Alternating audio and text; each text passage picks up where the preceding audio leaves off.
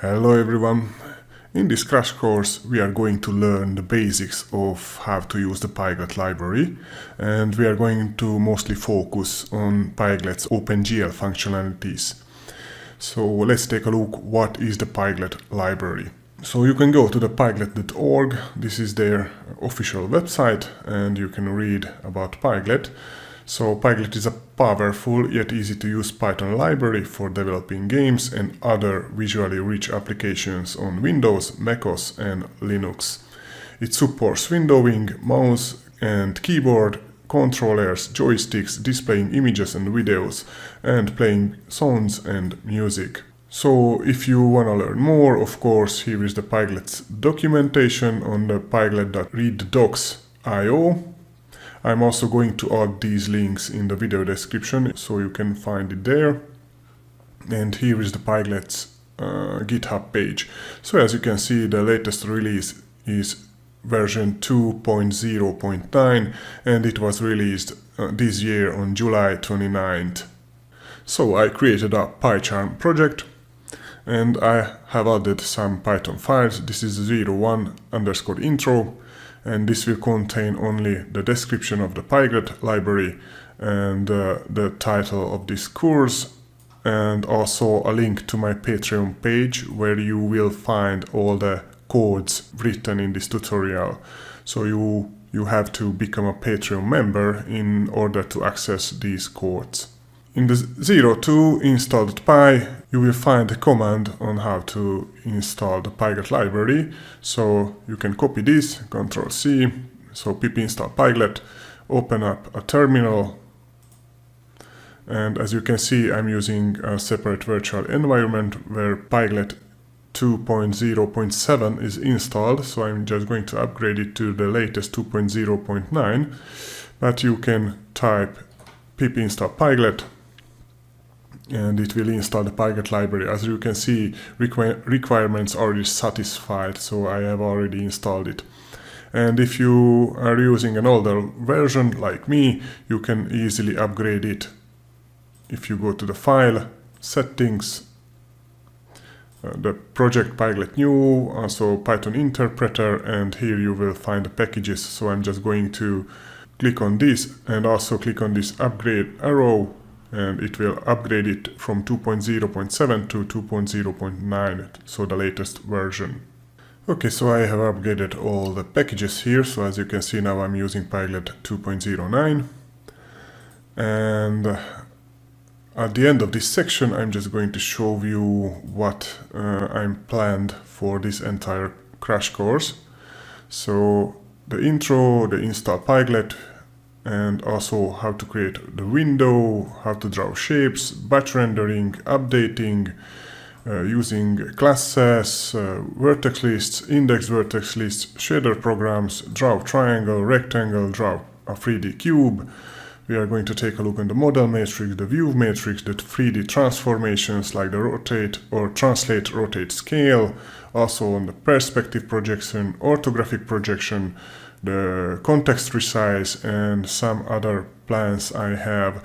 So maybe the order of these will change, and I'm also going to just add some new topics as I'm progressing through this video. This is section 02, where we are going to learn how to create a basic Pyglet window. But before we start the coding, just go to the documentation, and here you can learn everything about windowing. So just click here and you will find all the information related to Pyglet window object. So let's go back to PyCharm. I already prepared the 02_window.py, and here I'm going to create the basic window. And because I'm a slow typer, I'm just going to copy and paste the codes from my second monitor. So the first thing what we have to do is import the Pyglet library, so import Pyglet. And then we can create the window object just like this, so window equals pyglet.window.window, and giving it the width, the height and the caption. So the width will be 1280, the height will be 720, and the caption will be hello Pyglet. And Next line is just entering the application loop, so pyglet.app.run, and this will keep the window open and also detect mouse events and keyboard events. So just right click and run 02_window. And now, as you can see, we have a Pyglet window. Its width is 1280, its height is 720 pixels, and the caption is Hello Pyglet. You can see it here, Hello Pyglet.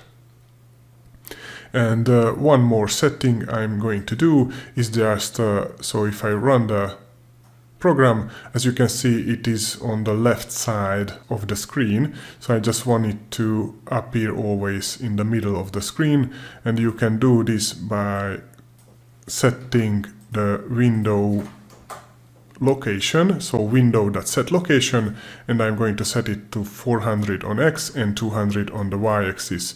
So if I run it, now it will always appear in the same position. So 400 from the upper left of the screen to right, and 200 down to this upper left corner of the window. In this section we are going to learn how to draw shapes in Pyglet. And Pyglet version 2 and above comes with some predefined shapes that we can draw. So let's take a look on them in the documentation. So first of all, you will find these drawing shapes. Let's open this. And as you can see, you can create circle, you can create rectangle, and also you can create ellipses, lines, triangles, polygons, and stars. You have here better documentation if you scroll down in the API reference, and you can find pyglet.shapes. And here you will find the shape base, the all shapes inherits from the shape base class, and if you scroll down you will find you can draw arc, you can draw Bezier curves, ellipses, circles, sector, line, rectangle, box, bordered rectangle, triangle, and let me see, a star, and also a polygon. So we're just going to take a look on some of these. In order to draw something in a Pyglet window, you have to first define the onDraw function. So on_draw, and this returns none. And be aware that the Pyglet.app.run should be always the last line. Never put the onDraw function after the Pyglet.app.run, because it will be never called. So let me undo this. We have now the onDraw function, but we have to also register this function with the Pyglet event loop. So we can do this by this decorator, so at window.event. So now this onDraw function is registered with the Pyglet event loop, and this will be called every frame. So on my monitor it is 60 frames per second. In the onDraw function, the first thing what you should always do is call the window.clear function. So this will clear out the color buffer bit and also the depth buffer bit. So if you just want to know more, just click on this and it will open up the source code. And as you can see, it just calls the GL clear with the color buffer bit and also the depth buffer bit. And now, if I run this program, we are still having an empty window, and now this onDraw function is called every frame. So we can put here in the body of this function some draw calls.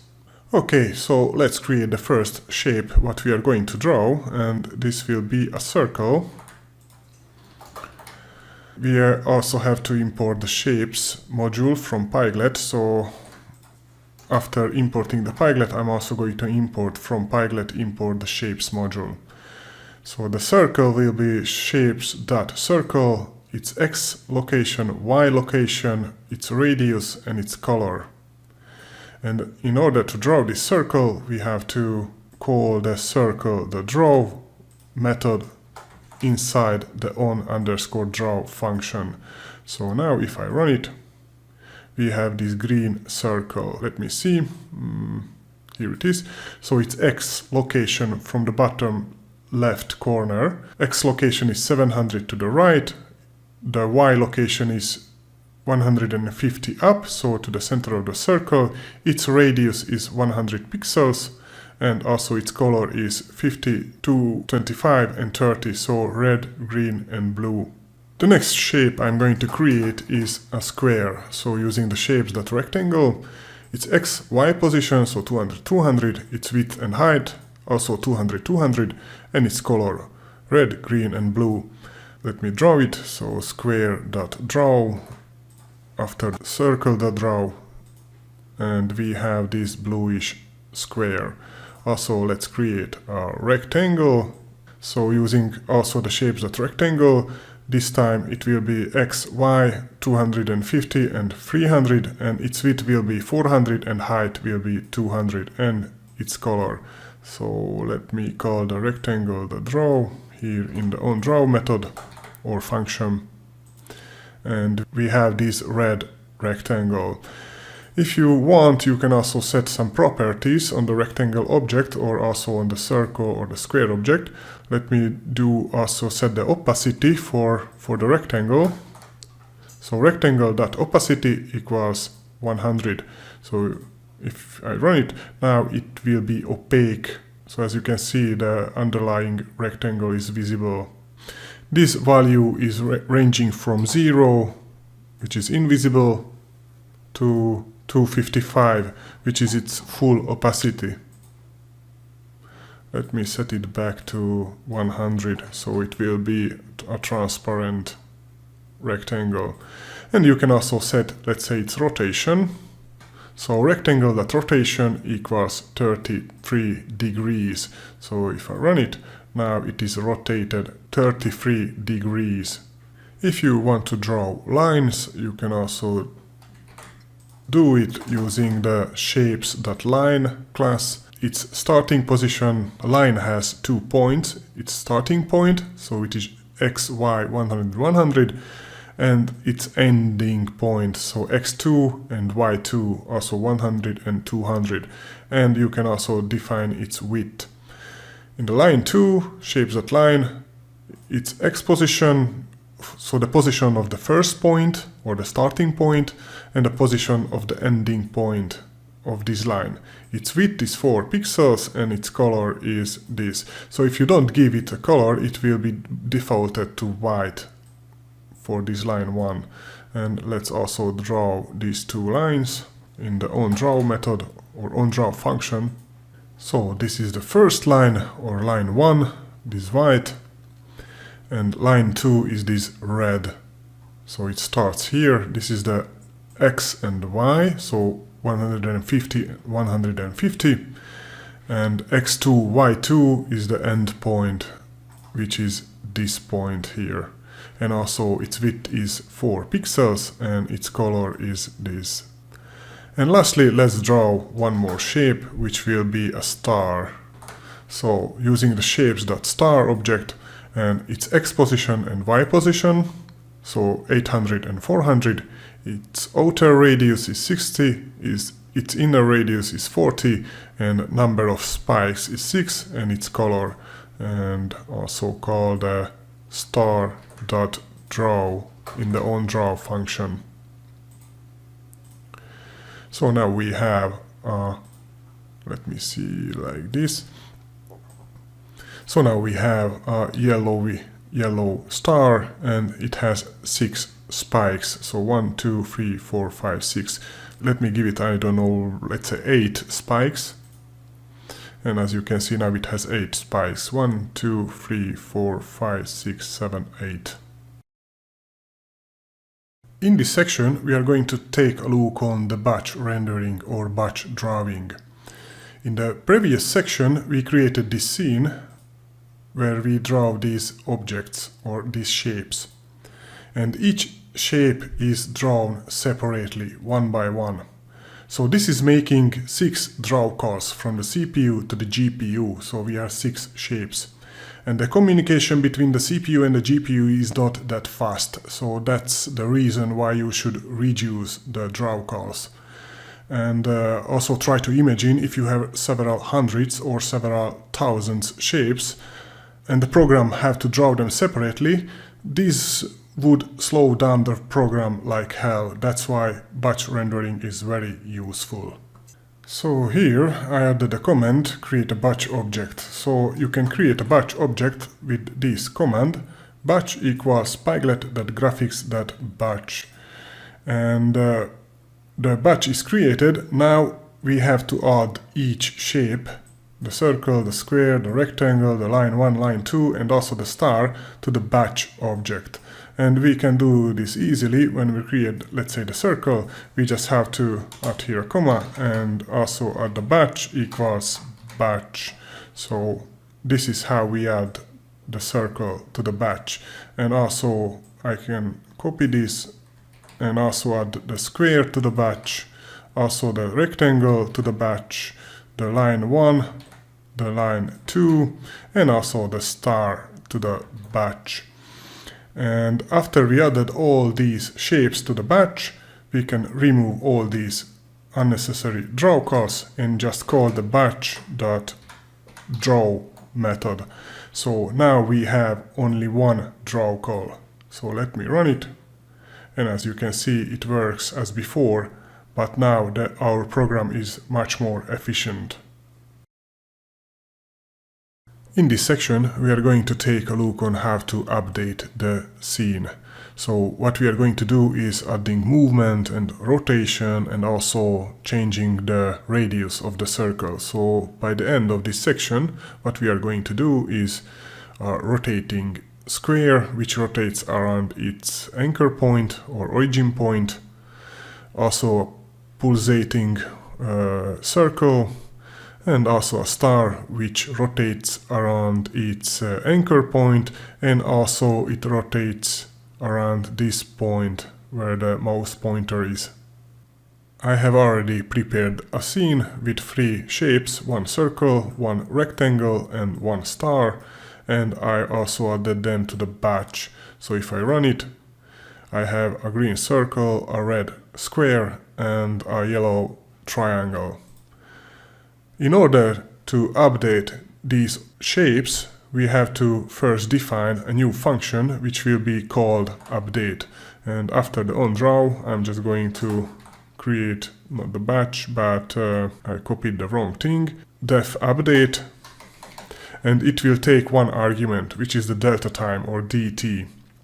And in order to call this function periodically, so let's say 60 times in a second, you have to schedule this function. So before the pyglet.update run, I'm just going to add this command, so pyglet.clock.schedule interval, giving it the function, so update this function, and the delta time, so 1/60. So this 1/60 will be passed to this dt. And 1/60 is actually 1/60 is 0.01666 repeating. So this function will be called every 16 milliseconds or 0.01666 seconds. So if I print out something, let's say print the dt or the delta time, and let me enlarge this bottom window. Now as you can see, it continuously prints out the delta time, which is about 0.016666 repeating. Okay, now we can add movement to our shapes in the update function, which is called 60 times in a second. So first of all, I'm just going to add a rotation to the rectangle or to the square. Actually, it is a square, not a rectangle. So I'm just going to rename it square and also copy its name and rewrite it here. So square.rotation plus equals 1. Let me see. So now as you can see, the red square is rotating around its anchor point, which is in the where the mouse pointer is.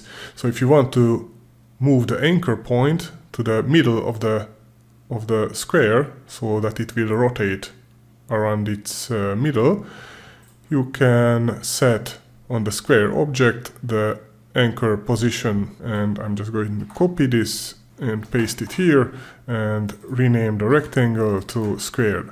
So square.anchor position will be 200, 100, although this should be 100 and 100, so the half width and the half height. So 100, 100. And this is relative to the rectangle's XY position. So if now I run the program, as you can see, now it rotates around its center or its anchor point, also called origin point. Okay, now add some movement also to the circle, and we are going to add some pulsating effect to it. So for this, I'm just going to create outside of the update function a new variable, and I'm just going to call it value, so very creatively. And here in the update function, I'm just going to refer to the value variable. So I'm just going to use the global value, and I'm going to add, in every call of this function, I'm going to add 0.05 to the value. And now I'm just going to make the circle's radius plus equal to sine of this value. So I have to import the sine and the cosine function from the math library. So from math import sine and cosine. We are going to use the cosine a little bit later. And now if I run it, as you can see, the circle now is pulsating. Okay, so add the last movement to this yellow star, and I'm just going to add first of all rotation to it. So star that rotation plus equals 2. And now it will rotate around its center point or anchor point or origin point. And to make it actually move circularly, we are also going to add first to its y position or to its x position the cosine of the value and times 8. And now it will move it like this. And also add to its y position, so star dot y plus equals sine of value times 8. And now it's moving circularly. In this section, we are going to take a look on how to add mouse events or mouse input events to our Pyglet application. So what we are going to do is we are going to make the mouse invisible when it's inside the window. So if I go outside, as you can see, the pointer is visible. Now when I go inside, it becomes invisible, and this green circle becomes the mouse pointer. And also when I click with the left mouse button, it will move the red circle to the click position. And if you want to know more about the mouse event, just go to the documentation, and here in this left section click on the mouse input, and as you can see you have multiple mouse events. We are going to use the mouse motion, which takes xy, dx, dy, which are of type integers. Here is the mouse press, here is the mouse release, when you release the mouse button, here is the mouse drag, and you can also use the mouse enter when the mouse enters the window, or the mouse leave when the mouse pointer leaves the window. And also you have the on mouse scroll. I have already prepared the scene with these two circles, so we have this red bigger circle and this green smaller circle, and this will act as the mouse pointer. Here are the two circles, and both of these circles I added to the batch. So the next thing what we are going to do is actually define or create the on mouse motion function. And I'm just going to, of course, copy and paste this from my second monitor. So let's take a look on the on mouse motion function. So this function takes 4 parameters or arguments. One is the x and the y, so this is the x position and the y position. of the mouse pointer inside the window, and the dx and the dy, these are the delta x and the delta y, so the movement on the x and the y axis compared to the last function call. And of course, first of all, we have to also register this event, giving it this decorator window.event decorator. So now if, let's say, I print out the x and the y, it will print out, as I'm moving the mouse pointer, it will print out the mouse position inside the window. And as you can see here in the lower left is the 0, 0, and in the upper right is the window's full width and the full height, so 1280 and 720. And now let's move the green circle, so which is the circle 1, to the position of the mouse pointer. So circle 1, that position equals x and y. And these are all integers, the x and the y, and also the dx and the dy, or the delta x and the delta y. And now if I run the program, as you can see, the green circle moves with the mouse pointer. And the next thing I will do is just hide the arrow, the default mouse pointer, so this green circle will become as the mouse pointer. So we can do this after we set the window location. We just have to call the next function, which is window.setMouseVisible false. And now if I run it, as you can see now the mouse pointer, the arrow pointer is invisible. If I go outside the window, it becomes of course again visible, but inside the window it is invisible.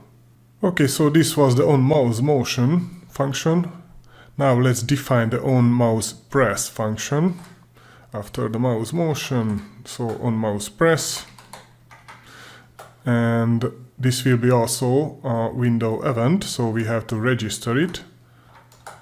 So it will be called when the mouse is pressed, and it takes 4 arguments, so the x position, the y position, which are type integers, the button, which is also an integer, and the modifier, which is also an integer. So the button is just which mouse button is pressed, so the left, the middle, or the right, and the modifiers, if you are using modifiers like, I don't know, control click or alt control or shift control click or something like that. And here in this function, I'm just going to move the circle 2 position, which is the red circle, to the click position. So let me remove this pass. So circle.position equals x and y. And now if I click, the red circle will move to the click position. So I'm clicking now with the left button, but it also works with the right and also with the middle button. So to make it work only with the left mouse button, you can add an if condition here. So if, and move this inside the if condition. So if button and mouse left, so this is the binary AND operator, so don't forget. And we also have to import this mouse module from pyglet.window. So from pyglet.window import mouse, and so if button and mouse left, then it will only move the, or it will only detect the mouse click. So now if I press the left, it detects, and when I press the right, it doesn't detect, and also doesn't detect the middle mouse press, only the left. In this section, we are going to take a look on the keyboard input events. So at the end of this section, what we are going to have is this green circle, which we can move with the left, right, up and down arrow keys, and it also moves diagonally in each direction. First of all, let's go to the Pyglet's documentation, and here you can find the keyboard input. So just open it, and as you can see, Pyglet has 2 keyboard input events. One is the on-key press and one is the on-key release. We are going to use the on-key press and also the on-key release I have already prepared the scene for this section. So we have the window, and in the center of this window we have this green circle, which we are going to move using the keyboard arrow keys. So after the onDraw event, I'm just going to define the key press event. So on key press, let's give it a pass. So on key press, and it takes a symbol, which is an integer, and also a modifier key, which is also an integer. So the symbol is the key, which key is pressed, and the modifiers are the, let's say, the control, the alt, the shift. And in order to call this onKeyPress function when a key is pressed, we have to register it also using the window.event decorator. And now this function is called every time we press a keyboard or a key on our keyboard. So we are going to move first of all left.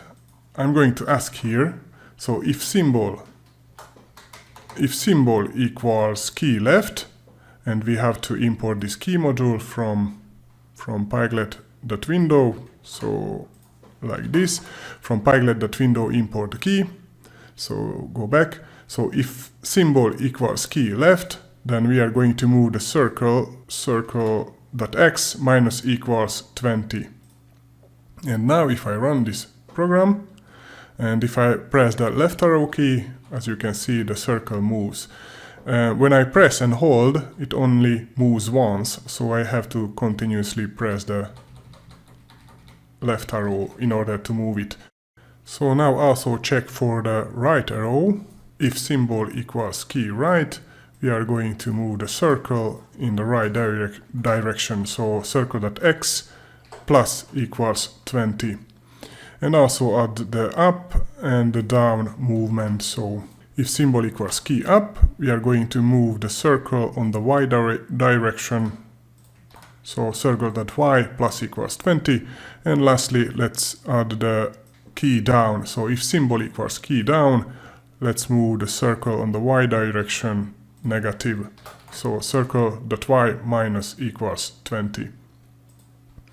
And if I run the program, now I can move the circle in all directions. So left, right, up, and down. And now let's add the logic to move this circle continuously, so I don't have to always press the left or right or up or down. I just will press it once and hold it down, and the circle will move continuously. So for this, we will need an update function. So define an update function with the delta time, which is a float type, and of course it returns none. So also schedule this function using the pyglet.clock.schedule interval, giving it the function and also the interval, which is 1/60. The next thing will be to create two variables. One will be the directions, so this will be here in the after the onDraw. This will be the direction, and this will be a dictionary, so it will have 4 values. Each of these values are booleans, so left is false, right is false, up is false, and down is false. And one more variable, which will be the speed, so the movement speed, and I'm going to set it to 5. And now, instead of setting the circle.x position, I'm just going to set on the direction. When I move to left, I'm going to set the direction at key left to true. When I move to right, I'm going to set the directions at right to true. And when I'm moving up, of course, I'm going to set the directions at key up to true. And the same goes for when we press the down key. So directions at down equals true. And here in the update function, I'm just going to check if the directions at left is true. I'm going to subtract from the circle's exposition the speed. So circle.x minus equals speed. And also do this for the right. If directions right is true, add to the circle exposition the speed. And do this also for the up and also for the down keys. So if directions up is true, circle.y plus equals speed, and if directions down is true, circle.y minus equals speed. So this will already work, but we have one problem. Let me show you. If I press the left key once, it will continuously move.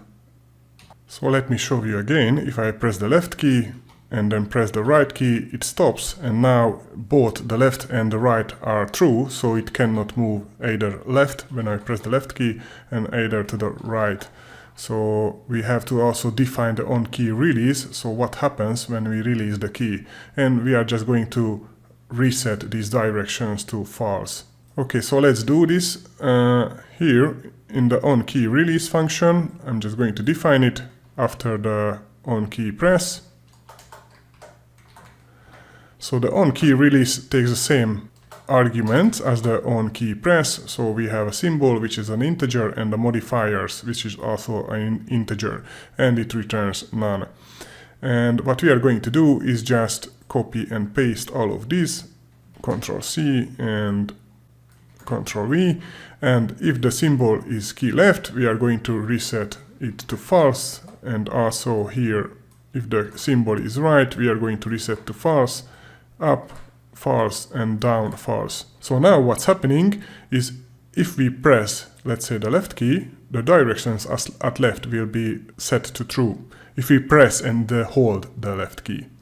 If we release the left key, this on-key release will be triggered, will be called, and this will reset the directions at the left key to false. And the same applies also to the right, to the up, and also to the down.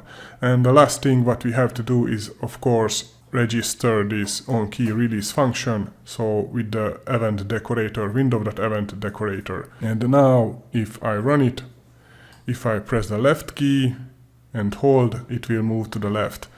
And when I release the left key, it will stop. And the same applies to right. I'm holding down, release, it will stop. So left, right, up and down. In this section, we are going to take a look on how to use classes in a Pyglet program. So we are going to take a look on how to go with the object-oriented programming paradigm.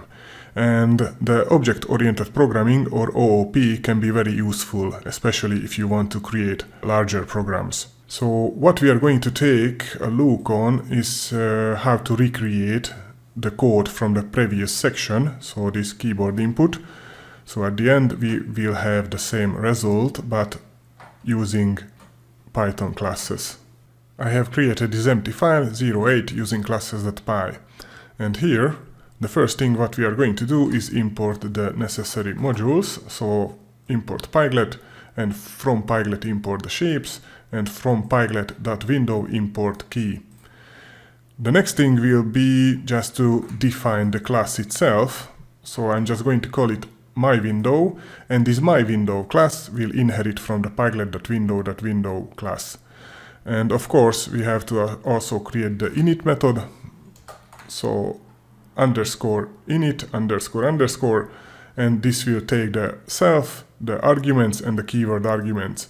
And in the init method, I'm just going to call the superclasses, so the Pyglet.window classes init method.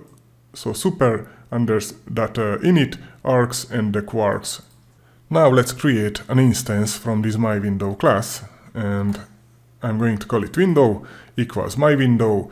I'm also going to give it a width and the height 1280 by 720. The caption will be hello Pyglet, and the window will be resizable, so resizable equals true. And also just let's call the pyglet.up.run. So right click, run 08, and as you can see I have a Pyglet window.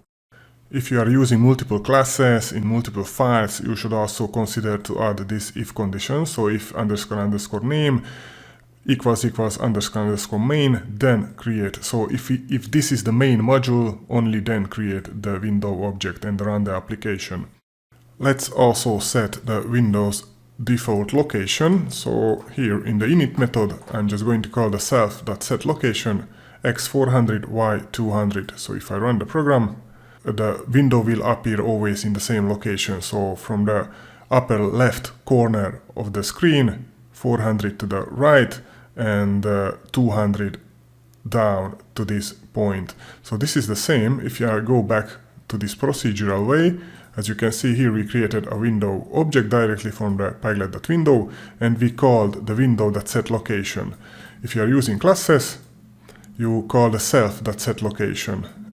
And one more thing I'm going to add to this my window is set the minimum size. So I'm just going to paste it here. So self.setMinimumSize, and the minimum width is 400 and the minimum height is 300. So because we added here resizable equals true, now if we resize the window, it cannot be less than 400 by 300. So as you can see here, if you are using classes, you can just call every method inherited from the window, Pyglet.window, like self.setLocation, self.setMinimumSize, and so on. Okay, so the next thing what we are going to do is add the onDraw method to this class, like this. So the main difference is when we use this procedural way, we have to add this window.eventDecorator. Here, when we are using classes, you don't have to add those decorators. You just define the onDraw, on_draw, and this on_draw is inherited from the Pyglet.window.window. So when we call the Pyglet.up.run, this will be called automatically in every frame. So here we are just going to clear out the color and the depth buffer bit by calling the self.clear. Here we use the window.clear. And remember that in this context, the window is the self. Okay, so now let's add the batch also here in the init method of the my window. So self.batch equals pyglet.graphics.batch, and let's create also a circle shape. So self.circle equals shapes.circle, x position, y position, radius, color, and we are going to add this circle to the self.batch object. So let's draw it after the clearing, so self.batch.draw, and let's run it. And as you can see, we have our green circle back. And one more thing, if you remove the self from the circle, so the circle is no more a property of the my window object, then although we are adding it to the batch, but it won't be visible. So if I run it, as you can see, we don't see the circle. So that's why we also should add the self.circle, so the circle becomes a property of the my window. Okay, so now let's add the movement to the circle, and as in the previous section, I'm just going to define two more variables, member variables. One is the direction, so left, right, up, down, and these are all booleans, false, false, false, false, and also the self.speed, which is equal to 5. And I'm just going to copy the onKeyPress event. So onKeyPress, remember you have to add as a first argument a self parameter, then the symbol, the modifiers, and it returns none. And if symbol is key left, the self.directions at left equals true. So this is the same as we wrote here, but here we have to add everywhere the self.direction, and self.direction. And also let's define the onKeyRelease. So after the onKeyPress, and here, so onKeyRelease, it also takes self, symbol, modifiers, and returns none. And we are resetting the directions everywhere to false. So we have the onKeyPress and the onKeyRelease methods defined. And also the difference is that here, when we are using classes, we don't have to add this window.eventDecorator. These onKeyPress and onKeyRelease will be automatically registered to the Pyglet's event loop.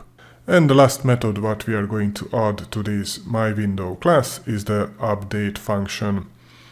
So I'm just going to copy and paste it here after the onDraw. So define update, it takes the self and also the delta time, which is a type of float, and it returns none. And here we have to also refer everywhere with self.direction, then self.circle x minus equals self.speed, so don't forget the self keywords. And the very last thing to actually call this update function periodically, or schedule this function, we have to add also the following line: pyglet.clock.scheduleInterval, the window objects update method, and call it every 1/68th of a second. And now if I run the program, we have the same result as before in section 07. Now that you know how to use classes in a Pyglet program, you can decide if you want to go with the object-oriented programming way or stick with the procedural way. I'm probably going to stick with this way because it is a little bit simpler, actually explain these. But if I would write a bigger program, I would probably go with the object-oriented programming way. And also one more thing here, as you can see, PyCharm gives here a warning. It underlines this my window, and just ignore this warning. If you hover over with the mouse, you see that class my window must implement all abstract methods. And if you go to the more actions, implement abstract methods, you will see that here are some abstract methods. There is no reason to use these abstract methods, so just ignore this warning. In this section, we are going to take a look on how to create shaders using the GLSL language in a Pyglet program. So we are going to define two shaders. One will be the vertex shader and one will be the fragment shader. And until now, we already used shaders under the hood. So when you draw a circle from the shapes module, or a rectangle, or a line, or any other shape, it already creates and uses a default shader. So if you go to the Pyglet's GitHub page and open the Pyglet folder, here scroll down, you will find the shapes.py, open this up, and if you scroll down, you will find a vertex source. So this is the vertex shader, and a fragment source, which is the fragment shader. So the vertex source or the vertex shader is running for each vertex in a 3D mesh. And the fragment shader is running for each pixel of that mesh. If you want to learn more about the GLSL programming language, just search for GLSL tutorial and you will find a lot of YouTube videos about GLSL programming. GLSL programming is a topic by itself, so I'm not going to go too deep into this topic. And also go to the Pyglet's documentation, and here in the left section you will find the shaders and rendering. Just open this up and scroll down, and here is the source code for the vertex source and also a source code for the fragment source or the fragment shader. And by default, Pyglet uses version 150 core for the fragment and also for the vertex shader. I'm going to use version 330. And if you want to know more about the GLSL versions, you can find on Wikipedia OpenGL shading language, and if you scroll down, here you will find a table with all the versions. In the documentation and also the default shader in the shapes class uses GLSL version 150. I'm going to use GLSL version 330, and as you can see, 150 is for OpenGL version 3.2 and 330 is for OpenGL version 3.3. My graphics card also supports the latest version of OpenGL, which is 4.6, and also the GLSL version 460. But I'm just going to stick with this version because if you download the code from Patreon, maybe you have an older GPU, so you will be able to run it. So as you can see, the OpenGL 3.3 came out in March 2010. I have prepared the 09_shader_program.py and I have added some to-dos. So the first to-do is to create a vertex and a fragment shader sources. The next to-do will be to compile the vertex and the fragment sources to a shader program. And in the next section we are going to take a look on vertex lists. So this is the third to-do, add the vertex list to a shader program. And we are also going to use batch rendering. Okay, so let's start with the vertex source, and this will be a multi-line Python string. So the vertex source equals a multi-line Python string. And the first thing what we are going to set is the version specifier. So as I said earlier, we are going to use GLSL version 330. So hashtag version 330. The next thing will be to add a layout specifier for the vertices. So layout location equals 0, input vector 2 vertices. So this will be an input where the vertices will go. So we are going to create the vertices on the CPU using the Python program, and through this layout location 0 we are going to send these vertices to the GPU, to the vertex shader. And also we are going to do this for the colors. So layout location equals 1, input vector 4. So this is the type. The vertices will have vector 2s, so x and y positions, and the colors will be a vector 4, so red, green, blue, and alpha. The next thing what we are going to add is an output of type vector 4 called new color. So these are inputs to the vertex shader, and this is an output. When you are creating shaders, you have a pipeline. So after the vertex shader goes the fragment shader. In the pipeline, you are outputting to the next stage of the pipeline. In this case, you can have also, after the vertex shader, you can have also a geometry shader, a tessellation shader, or you can just have a vertex shader and a fragment shader. In this case, we will have, after the vertex shader, a fragment shader. So this output will output to the next stage, which will be the fragment shader. And each shader should have a void main function. Void because it returns nothing, and main because this main function is run for each vertex. So here in this main function, we are going to set the built-in GL_position to the following. So the GL_position will be set to a vector 4, and the first argument to this vector 4 function is the vertices, so which is a vector 2, and this accept vector 4s, so this is vector 2, so we have to add the next value. So this vertices have x and y, 0.0 will be the z, and the 1.0 will be the w. And we are also going to send to this output vector 4 new color, we are also going to set the new color equals to the color. So this will output these colors to the fragment shader. Okay, so the vertex source is ready. Now let's create the fragment source, and this will be also a Python multi-line string. And here we are also going to add the version specifier, which is version 330.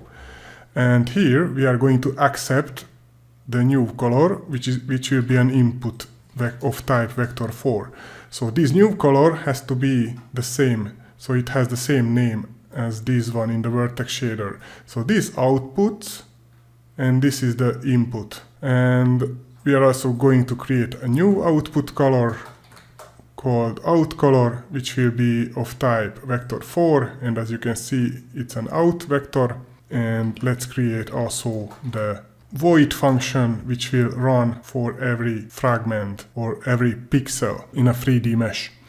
And we are just going to set the out color to the new color, which is coming from the vertex shader. Here it outputs, and here it inputs to the fragment shader. So the two vertex sources are ready, or the two shader sources are ready. Now we have to actually compile these shaders to a shader program. So we are going to do this here. Vertex shader equals shader.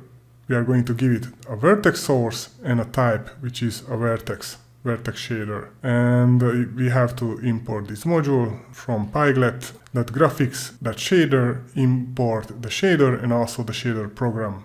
And also create a shader from the fragment source. So frag shader equals shader, the fragment source, which is this one, and its type is fragment. And now let's create the program from these two shaders, and program equals shader program, giving it the vertex shader and also the fragment shader. And this will actually compile the shaders and also send it to the GPU, so it will run on the GPU, not on the CPU. And as I said, you can also specify if you want, so just open up this shader class by middle mouse clicking, and here you see that you can create a compute shader, you can create a fragment shader, you can create a geometry shader, a test control or tessellation control, tessellation valuation shader, and also a vertex. So these are the shader type which you are giving here. Okay, I'm just going to move this comment here. So to do compile vertex and the fragments shader, this is already done, so I just can remove the to do here. And if you run it, of course, you will still see nothing, because we have to create the vertex lists which will hold all the vertex data. In the next section we are going to create the vertex list and draw a triangle, a colored triangle. In this section we are going to take a look on how to create vertex lists in Pyglet. So what is a vertex list? A vertex list is an OpenGL VBO or a vertex buffer object. And a vertex buffer object can hold all sorts of data related to a 3D mesh, like the vertices, so the vertex positions, the color values, the normal vectors, and also the texture coordinates, and so on. At the end of this section, we are going to draw a colored triangle using the vertex lists and the shaders we created in the previous section. So for the triangle, we are going to specify its vertices and also its colors. And if you want to learn more about the vertex lists in Pyglet, you should go to the documentations, go to the shaders and rendering. Under that is the working with shaders, and under that section you will find the creating vertex lists, and here you can learn more about vertex lists. In the previous section we created the vertex shader source and also the fragment shader source, and we just compiled these two sources into a shader program. Now we are going to use this shader program to actually add to this program a vertex list, and this vertex list will have the necessary data, so the vertex positions and also the colors. So after this to do, add the vertex list to a shader program, I'm just going to call the following method. So program.vertexList. And this vertex list method takes several arguments, and the first argument is how many vertices we are going to draw. And because this is a triangle, we need only 3 vertices. And the next argument is the primitive, what we are going to draw. So you can draw, actually if you go to the documentation, here you will find you can draw GL points, GL lines, GL line strip, GL triangles, and also GL triangle strip. Let's go back, and I'm just going to import the GL triangles from Pyglet.gl import GL triangles. If you want, you can also import everything with this asterisk, but I'm just going to stick with importing only one thing, which is the GL triangles, because we need only this one. Here I'm just going to add the GL triangles, so GL triangles, and after that we are going to add the batch object, so we are going to add this to the batch, to this object, and here will come all the necessary vertex data, so the vertices and the colors. Okay, so let's first add the vertices, and you can do this like this. So vertices equals, and this will be a tuple, and this tuple will have 2 values. The first is the type, which will be float, and the second will be a tuple also, and this will hold the vertex data. So this will be the xy position of the first vertex, this will be the xy position of the second vertex, and this will be the xy position of the third vertex. So now if I right click and run the program, we see still nothing, because we added here the color here on the layout location 1, and we want to draw this color, but the color is not set. So here in the fragment source, if you just remove the new color and give it a vector 4 and 1.0, it will automatically add 4 ones to this vector 4, so the x, y, z and w or RGBA will be also set to 1. So if I run it, now we will see a white triangle. So let's just add some colors to this boring white triangle, and after the vertices, let's give it here a comma and add also the colors. So colors will be equal to this tuple. So this tuple has also two values. The first value is the format, so this will be bytes normalized, and this will be the actual colors. So the first RGBA, the next RGBA, and the third RGBA. And this will be for the first vertex, this will be for the second vertex, and this will be for the third vertex. But let's go back to the fragment source. We here added this vector 4. Now I'm going to delete it and just set the new color. So the out color will be equal to the new color. And now if I run it, we have this colored triangle. So what are the requirements when you specify the vertices or the colors? Let's take a look first on the vertices. So vertices will be of type float. So we are sending actually 6 float values to the GPU. So here we are specifying that we are sending floats. And these are ranging from 0 to 1.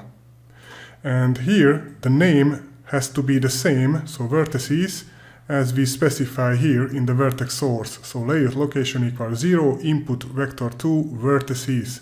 So it has to have the same name as this attribute. And by the colors, so colors equals BN, which is bytes normalized, which means these are between 0 and 255, but the GPU only can handle color values between 0 and 1, so in range between 0 and 1. So this has to be normalized between 0 and 1. That's why we are giving here BN, so bytes normalized. And under the hood, Pyglet will normalize these to a range between 0 and 1. And the attribute name, colors, has to be the same what we are giving here. So layout location equals 1, input of type vector 4, colors. So vector 4, because each color has 4 values. So this is the first color, this is the second color, and this is the third color.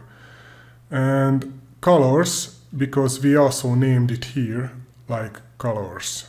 So technically, these values are sent to these input in the vertex shader, and these values are sent to these input in the vertex shader. And also for these values, so float or bytes normalized, you can find here in the documentation. If you scroll down, you will find what you can give. So a small b will be a signed byte, a big B will be an unsigned byte, signed short, unsigned short, signed integer, unsigned integer, float, single precision float, and double precision float. In this section, we are going to take a look on indexed drawing using the indexed vertex list object. And an indexed vertex list just creates a so-called element array buffer under the hood, and an element array buffer is stored in an EBO or element buffer object. So with indexed drawing, you can reuse vertices instead of having duplicate vertices. And I'm just going to show you something in Blender what I mean under duplicate vertices. So here I am in Blender, and I'm just going to quickly show you or demonstrate why index drawing is very useful. If you want to draw a quad in OpenGL without index drawing, you have to draw two separate triangles like this. So we have this upper part, and also we have this lower part of the triangle. But if you draw two triangles, you will also have duplicate vertices. One will be here in the upper right corner, and the second duplicate vertex will be here in this position in the lower left corner. Let's just select it and move it. Here, as you can see, this is a duplicate, and also this is a duplicate. So with indexed drawing, we are just going to tell OpenGL that just reuse this vertex and connect it to this vertex, and this vertex connect to this vertex, and so reuse the vertices. So instead of having 6 vertices to draw this rectangle, we only need 4 vertices. Okay, so I am back in PyCharm, and I'm just going to comment out this vertex list part, and later I'm just going to also remove this, and I'm going to add to the program a so-called indexed vertex list. So before we used vertex list, now we are using vertex list indexed, because we are going to draw a quad a quad needs 4 vertices. So the first argument to this function or method is the number of vertices, so 4. The second argument is the OpenGL primitive type, so GL triangles. We are also going to add this to the batch for batch drawing. Here I'm just going to specify the indices, so for the index drawing. And I'm just going to explain this quickly after I add the vertices. So here in this line, I'm just going to add the vertices. And the vertices will be of type float, and these are the vertices XY positions. So because we are going to draw a rectangle, this will be the first vertex, this will be the second vertex, so XY, and this will be the third, and this will be the fourth vertex. So the indices will specify how to connect these vertices to form a triangle. So 0, 1, 2 means that this will be the first triangle. So it means that at the 0th vertex, connect it to the first and then connect it to the second. So 0, 1, 2. This will form a triangle, and then reuse the vertex at the second index, which is 0, 1, which is this one, so the second index, connect it to the third index, which is this one, so 2, 3, and reconnect it to the 0th index, which is this one. And we will have actually a rectangle. And the last thing after the vertices, I'm just going to add the colors. So we are going to use the bytes normalized, and this will be the color of the first vertex, this will be the color of the second, and this will be for the third, and this will be for the fourth vertex. And now if I run this program, we have this colored rectangle using index drawing. So you can see the difference between a vertex list and a vertex list indexed. The only difference is here we have to specify the indices. And let me go back for a second to Blender and go to edit mode and also just move this a little bit back. So here is the first vertex, here is the second vertex, and here is the third vertex. So 0, 1, 2. Let's go here back, and 0, 1, 2. And we are telling OpenGL to form the second triangle using 2, 3, 0, which means reuse this vertex, connect it to this vertex, and then reuse this vertex. So here we can also remove these duplicates. In this section, we are going to take a look on the view matrix and also the projection matrix, and we are going to create a so-called orthographic or orthogonal projection matrix. So what we have now from the previous section is we have this rectangle, and this should be a square, not a rectangle, so its width is bigger than its height. And when we specify the vertices, as you can see, the width and the height should be 1 by 1. So 1 unit should be the width and 1 unit should be the height. But because that we have missing the projection, the view in the projection matrices, it looks like a rectangle instead of a square. Here in this file I have added some to-dos. So first create the view and the projection matrices, so the orthogonal or the orthographic projection matrices. Combine the view and the projection matrices into one matrix, and upload the combined view projection matrix to the vertex shader VP or view projection uniform, and this will be for section 13. So the first thing what we have to do is import the necessary classes. So Pyglet now comes pre-installed with pyglet.mat module, and this pyglet.mat module contains the matrix 4 and the vector 3 types. So from pyglet.mat import matrix 4 or mat4 and also vector 3, vec3. And we are going to use these two objects to actually create the vectors and the matrices. And here, after this to do, create the view and the orthographic projection matrices. So here we are going to create first the view matrix, and the view matrix will be called view_mat or view matrix, and we are going to use the matrix 4 that from translation, and we are going to give it vector 3. So vector 3 x, y, z. This will create a so-called view matrix, and x will be set to 0, the y will be set to 0, and the z will be set to -1. So we are going to move a view back on the z-axis -1. And now let's create the projection matrix. So the projection matrix will be equals mat4 or matrix 4 that orthogonal projection, because we are creating an orthogonal projection, or also called orthographic projection. And for the orthogonal projection you have to give it 6 values. First is the left side of the viewing box, then the right side of the viewing box, so this is the size of the viewing box. Then the bottom is 0, the top is 720, and the z clipping plane is set to 0.1, and the z far clipping plane is set to 100. Okay, this part is ready. We have a view matrix and we have also a projection matrix. So we can remove this to do. And now let's go to the next part. We should combine the view and the projection matrices into one matrix. And we can do this just by multiplying the two matrices. So VP or view projection will be equal to the projection matrix times the view matrix. So the projection times the view. And we can use this @ symbol to multiply two matrices together. This is also done, so I'm just going to remove the to-do.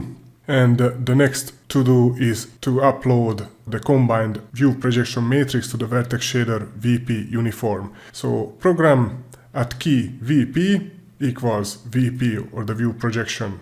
And I'm also going to remove this to-do. If you run the program now, it will actually give us an error because we have to also add this VP uniform into the vertex shader here to do up a VP uniform and multiply it by the vertices. So here in the vertex shader I'm just going to add this uniform matrix. So uniform of type matrix 4 called VP, and this should have the same name VP as we specified here in line 52. And this will upload this combined view projection matrix to this uniform into the vertex shader. And the uniform is actually a way to communicate between the program on the front end, the CPU, and between the shaders, so on the back end, on the GPU. So we can send all sorts of values like floats, integers, matrix force, vectors through uniforms to the vertex shader and also to the fragment shader. And the last step is to actually multiply these vector 4 vertices with the view projection matrix. So VP times vector 4 vertices. And this will set the GL position. So each vertex position it will set into view projection space. And if we run it, there is no error, but we don't see our rectangle. And we are not seeing it because we have a viewing box of 1280 by 720, and this rectangle is only 1 pixel in width and also 1 pixel in height in this 1280 by 720 view box. So there is two solutions. Either we will scale down the view box, like, I don't know, divided by 100, so also the top divided by 100, and I'm using integer division here.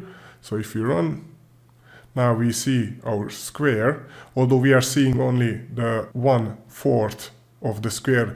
The other 3/4 of the square is outside the window because the square's center position is at its center, and that's why we're only seeing the top right corner of the square. So there is this solution to scale down the view box, but there is another better solution to scale up the vertices.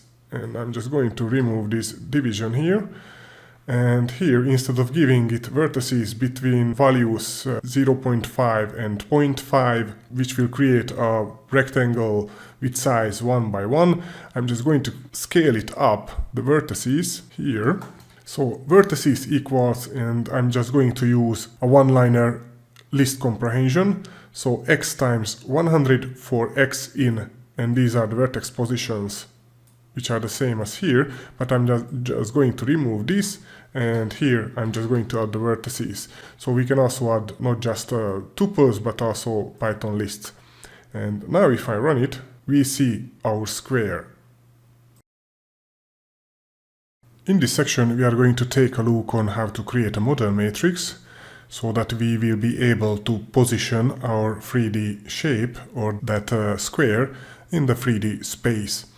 So I already prepared the file, and here we have only one to do: create a model matrix and upload it to the model uniform. So if I run the program, we still have this square in the lower left part of the window, and it's still just the part of the square is visible. So now let's create the model matrix here after this to do, and we can create it like this. So matrix 4 dot from translation, and giving it a vector x 640, y 360, and z 0. So this will position the square in the middle of the window. So we have a viewing box, and also the window, and also the viewing box size is 1280 by 720. So x is 640, which is 1280 divided by 2, and y is 360, which is 720 divided by 2. And now this model matrix is ready. We have to also upload this to the shader program, to the vertex shader. So program at key model equals model matrix, and go to the vertex shader, and we should also have here a uniform called model. So uniform of type matrix 4 called model, and here when we specify the GL position, we are going to multiply the model times the vector 4 of vertices. So you should read it from right to left. First we have the local space, then we are moving everything from local to the global space using the model matrix, and from the model matrix we are moving everything to the view projection space. So from right to left. And now if I run the program, we have a square, not a rectangle, as we had in the previous section. And the whole square is 100 by 100, so 100 in width and 100 in height. And the square is positioned using the model space into the center of the viewing box or the window. So here we specified when we created a model matrix that we want x 604 and y 360. So this puts the rectangle in the middle. In this section we are going to take a look on 3D transformations. So we are going to take a look on the translating, rotating and scaling a 3D object. And the translating is just positioning a 3D object in a 3D space. So I have already prepared the file, and we are left off in the last section. We have this square, and this square is positioned in the center of the window. And now we are also going to add to this square a rotation and also a scale matrix. Okay, so I have added two to-dos. The first to-do is to create the transformations, so the translate, the rotate and the scale matrices. Then to combine the transformation matrices into a single model matrix. And let's start with the transformations matrices. So we are going to start with the translate matrix. We already know how to translate a matrix from the previous section when we created this model matrix, which translated the square to the middle of the window. I'm going to do the same here, but I'm just going to rename it. Instead of model matrix, I'm just going to name it translate matrix. So matrix 4 that from translation and giving it a vector x 640, y 360 and z will be set to 0. So this will be the translate, so this will position the 3D shape in the 3D world. Then we are going to create a rotation matrix, so rotate underscore mat will be equal to matrix 4 that from rotation, and we have to give it an angle, and this will be in radians, so the full rotation will be 2 pi. So I'm just going to set it to angle equals 1. And also a vector on which axis we want to rotate the 3D objects, and I'm giving it x 0, y 0, and z will be set to 1. So this means that we are going to rotate on the z-axis, so when z is set to 1. So no rotation on the x-axis, no rotation on the y-axis, and rotation on the z-axis. And the last transformation matrix will be the scale matrix. So the scale underscore mat will be equal to matrix 4 that from scale, and also giving it a vector on which axis we want to scale our 3D object. And I'm setting x to 2 and y to 2, so it will scale up the square on the x-axis by 2 units and also on the y-axis by 2 units. And now that we have all the necessary transformation matrices, so the translate, the rotate, and the scale, I'm just going to remove this to do from here. And now let's combine these transformation matrices into a single model matrix. And we can do this just by multiplying these matrices into one matrix. So the model matrix will be equal to translate matrix times the rotate matrix and times the scale matrix. And here I'm just going to remove this line from the previous section. We don't need this anymore. And on the line 62 we are uploading this combined model matrix into the vertex shader uniform called model. So here into this uniform matrix 4. One more important information about multiplying matrices. So matrix multiplication is not commutative. This means that the order of the multiplication of matrices matters. So when we are going to create the transformation matrix, so the model matrix, we should do this in the following order. So first the translate, then the rotate, and then the scale matrix. So TRS, translate, rotate, scale. If you change the order, let's say you rotate, then translate, then scale, you will get an absolutely different result. So it's not the same as multiplying two numbers. So 4 times 3 is the same as 3 times 4, but matrix 1 times matrix 2 is not the same as matrix 2 times matrix 1. Okay, now here everything is set, so I can remove this to do, and I can run the program. And as you will see, now our square is rotated on the x-axis, so from the center point where the mouse pointer is. Also translated from lower left corner of the window, so 640 to right and 360 to the middle of the window. And also rotated, and it is also scaled up, so it's now 2 times its original size. So if I set the scale matrix, let's say back to 0 here, we will see nothing, of course, because this scales down to 0. But if I set it to 1, not 0 but 1 on x and y axis, this is its original size, and I'm going to set it back to 2, and now it is twice of its original size. And also let's take a look on this from rotation. So here is the angle is in radians. So if you want to have a full rotation, you should add 2 times 3.14, which is the 2 pi. And now it is rotated a full circle. If you want only a half circle, just give it 3.14, which is the pi. And now, as you can see, originally, let me set it back to angle 0.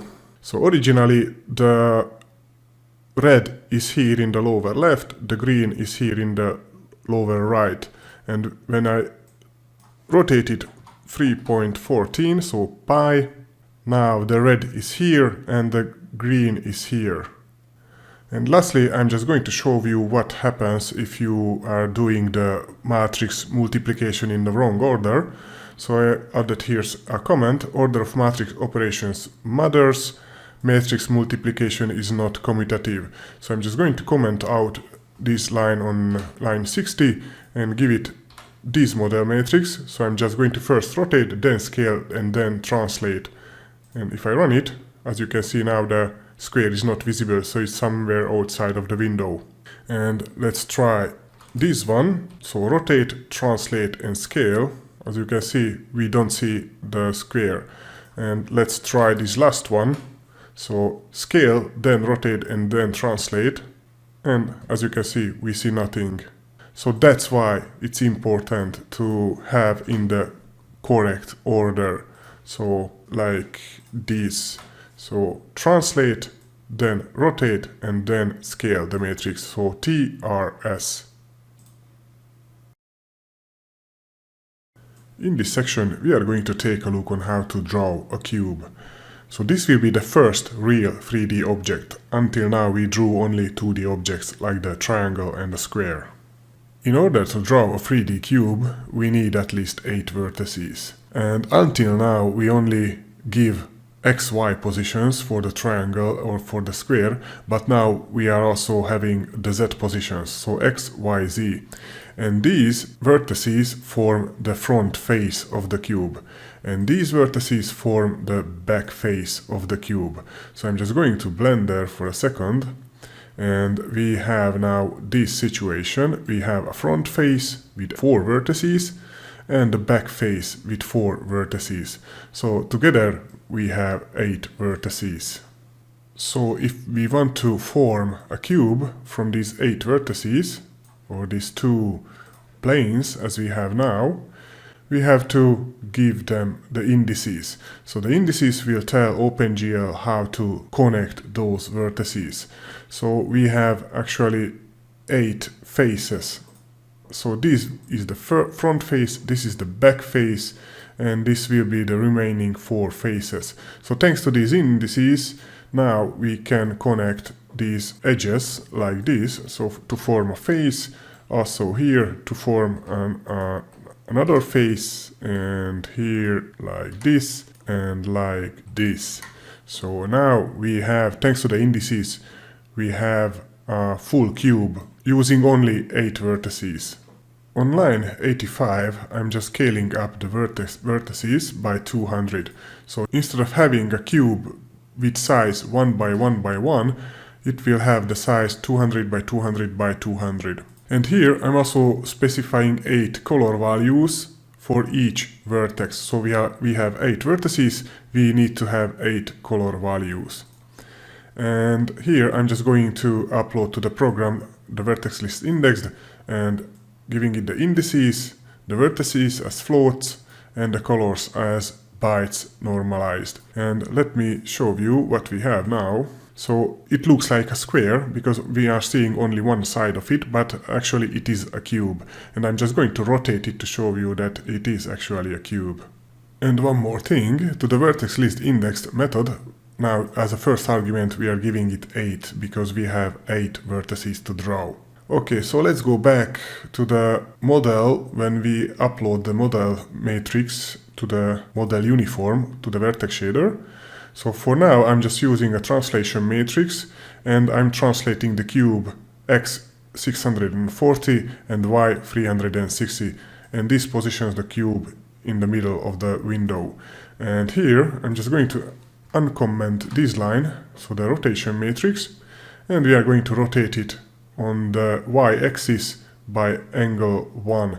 And also when we upload to the model matrix, we are going to multiply it by the rotation matrix, so rotate mat. And now if I run it, now you see the other side of the cube. So we are seeing now 2 sides of the cube. And I'm also going to add to it an updated rotation matrix. So before I will create the update function, I'm just going to show you how I change the view and the projection matrices. So here, when I create the view matrix, I'm now moving the z-axis back negative 200. So x0, y0, and on the z equals negative 200. So this will move back the view negative 200 units. On the projection matrix, what I changed is the z far clipping plane. So now I have the z near clipping is set to 0.1 and the z far is set to 1000. So because the cube is now 200 by 200 by 200, so we have to move the view a little bit back to make it visible, fully visible in the window.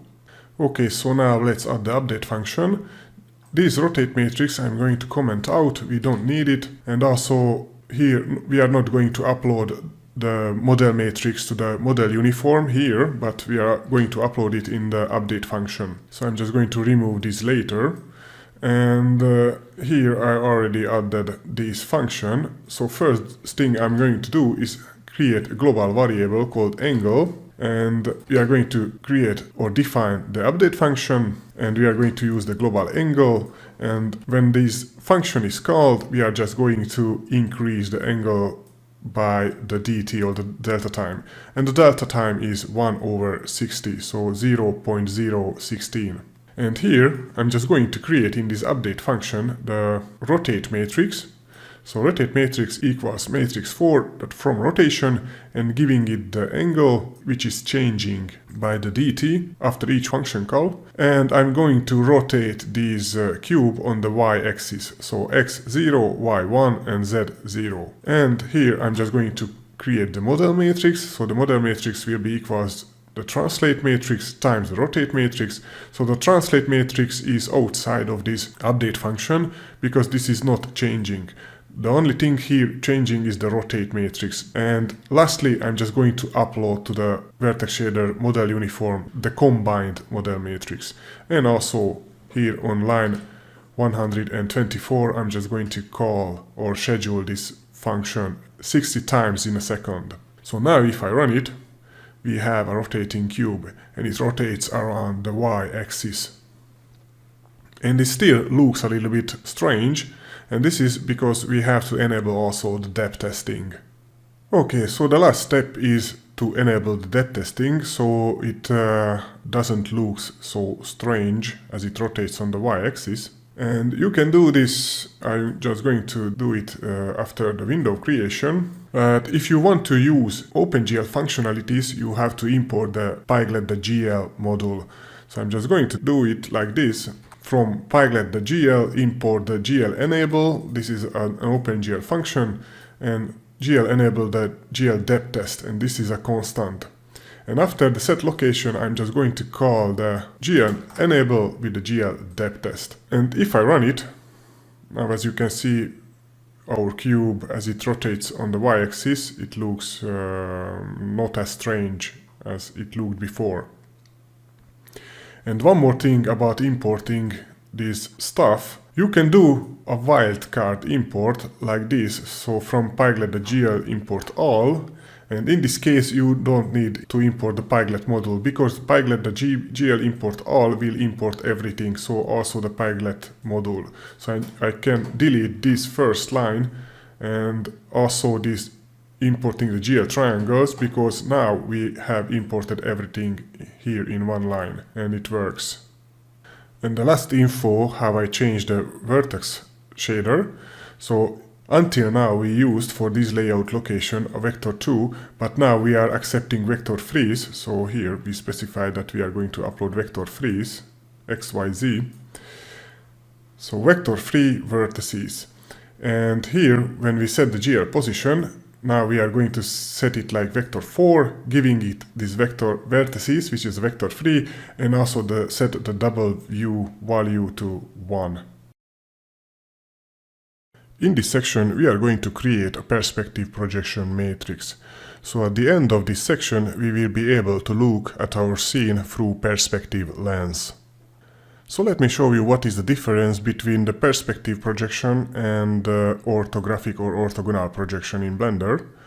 So I have this cube in Blender, and now we are seeing this cube through orthographic lens. So here in the upper left corner it shows that we are using orthographic lens. And in orthographic you don't see the depth of the cube. You just see the sides, but as it goes further from the camera, you don't see that it becomes smaller. But if I change it to perspective by pressing the numpad 5, it goes to perspective lens.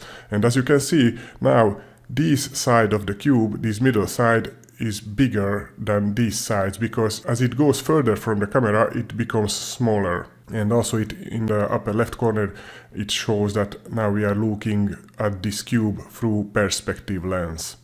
Of course, most of the 3D games, especially the first person or the third person or other type of 3D games, mostly are using perspective projection or perspective lens, not orthographic lens. So that's why it is important to know what is the difference and how to create a perspective projection and also an orthographic projection.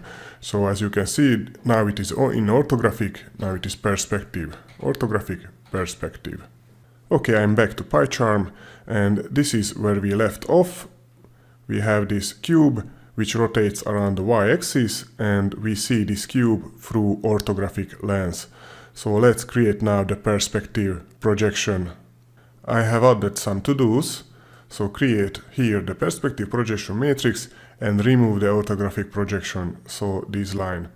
And here I'm also going to set the translation, the translate matrix for the cube back to 0, 0 on the x and the y-axis. And if I scroll down, I'm also going to remove this line. So to do remove this line when perspective projection is used. Okay, so let's go back to the first to do. And here I'm just going to paste the following line. So the projection matrix will be equal to matrix for that perspective projection. And the perspective projection has actually technically it has 4 arguments. One is the field of view, and the first argument is the aspect ratio. So the aspect ratio is always the window's width divided by the window's height. So I have a windows of 1280 and this divided by 720, and this will give us 1.7777. So that's why I'm giving here 1.777 as the aspect ratio. The Z clipping plane is set to 0.1 and the Z far clipping plane is set to 1000, although I can also set it to, let's say, 100. And there is one more argument which has a default value, and this is, if I hover over with the mouse, this is the field of view, and its value is set to 60 by default. If you want to change the field of view, so I'm just going to also add the field of view and also set it to 60, which is default, but if you want to set the field of view, you can set it here. So most of the 3D games, as far as I know, use a field of view between 40 or 45 and 60 to 65. And now I can remove this projection matrix, which is the old orthographic. So I'm just going to comment out and later delete it. Okay, now that the perspective projection matrix is created, I can remove this to-do. And now if I run the application, we will see nothing because this cube is outside of the viewing volume or the viewing volume. So that's why we have to set back the cube's position to 0, 0. So now it is translated 640 on X and 360 on Y. So let's set it back to X 0 and Y also 0. And let's run the program. And now we see a part of the cube. The cube is now big, so it has a size of 200 by 200 by 200, and the camera is inside the cube. That's why we see it so strangely. So I can remove this to-do, and the last to-do is here, just remove this vertex scaling. So I'm just going to comment this out and later remove this also. And now if I run it, of course we still see nothing because there is one thing we have to change. So we moved back the view X, Y, Z, negative 200. And now our viewing volume goes from 0.1 to 100. The view is outside of the viewing volume. So that's why we have to also change this to, let's say, negative 4. And now we will see our rotating cube. And now, as you can see, it is in perspective. So the sides, as they are farther from the camera, they are smaller. In this section, we are going to take a look on how to add rotation on multiple axes. So we have now a rotation around the y-axis, and I'm also going to add a rotation around the x-axis. So we will have a combined y and x rotations. So here is the update function, which is called 60 times in a second, so here in this line. And we are creating, in every function call, we are creating a new rotation matrix. So giving it the angle which is changing by the dt, and also a vector of rotation. And if you think that you can give it multiple vectors here, so here we have x0, y1 and z set to 0. And this means that it will rotate on the y-axis. So if you try to give it another rotation, like on the x-axis, let's set it also to 1. So x1, y1, z0, it will behave strangely. So as you can see, it comes near to the view, and then it squeezes, and then it goes back and again. So this is not what we want. We want a rotation on the y and a rotation on the x-axis. So let's do it. So the first thing what you have to do is remove set back this x to 0, so we will have only one rotation axis here, and just duplicate this line. So, and I'm going to have a rotation matrix, and this will be for the y-axis, so rotation matrix y, and this will be rotation matrix x. And here in the rotation matrix x, I'm just going to set the x value to 1 and the y value to 0. And now when we create the model matrix, the combined model matrix, I'm just going to multiply the rotations. So translation matrix times the rotation matrix y, and also times the rotation matrix x. And now if I run it, as you can see, now our cube is rotating both on the x and also on the y-axis. And the last thing I'm just going to do in this section is move our camera a little bit closer to the cube. Not the camera, but the view. So here in the view matrix x, y, z, I'm just going to set, instead of -4, I'm just going to set it to -2. And now view is a little bit closer to the cube. In this section, we are going to take a look on how to do texturing in Pyglet. And what we are going to texture is a very simple plane with 4 vertices. So I have already prepared the code for this section, and I have added some to-dos. So the first to-do is add texture coordinates to this vertex list. And the second to-do will be to prepare the shaders for texturing. And the third to-do will be to create the JPEG file and get its texture. So I have prepared here a folder called textures, and in this folder I added some textures. And what we are going to use in this section is this create the JPEG. And as you can see, it is a 512 by 512 JPEG image with 24-bit colors. So it has R, G and B, so red, green and blue. I have prepared a very simple scene. We have this squad, and this squad has 4 vertices, and each vertex has a different color. So red, green, blue and white. And here I'm creating these vertex lists, adding these vertex lists to a program, so with 4 vertices, and using the primitive GL triangle fun, although the GL triangle fun is not recommended by the documentation. So if you go here, these are the supported primitive types. So points, lines, line strip, triangles and triangle strip. But if you scroll down, you will see that because of the way the high-level API renders multiple primitives with shared state, GL polygon, GL line loop, and the GL triangle fun cannot be used. The results are undefined. But in this case, when we want to draw a very simple plane like this one, it works perfectly. So I'm just going to use the GL triangle fun, and I'm going to later create another section where we are going to take a look on what is the difference between a GL triangle fun and a GL triangle strip. So the next argument as usual is the batch, then we are defining the vertices and also the colors. And this line will be the texture coordinates, and here it is just commented out, but I'm just going to uncomment it. So the texture underscore coordinates equals a float type, and these are the values. So UV values, UV, the next UV, the next UV, and the next UV. So this is the lower left, this is the lower right, and this is the upper right corner, and this is the upper left corner. So these will map, OpenGL will map these to the corresponding vertices. So the first vertex and its UV coordinate, the second vertex and its UV coordinate, the third vertex xy and its UV coordinate, and the fourth vertex and its UV coordinate. And now if I run it, it will say that attributes texture coordinate doesn't exist. Valid names are colors and vertices.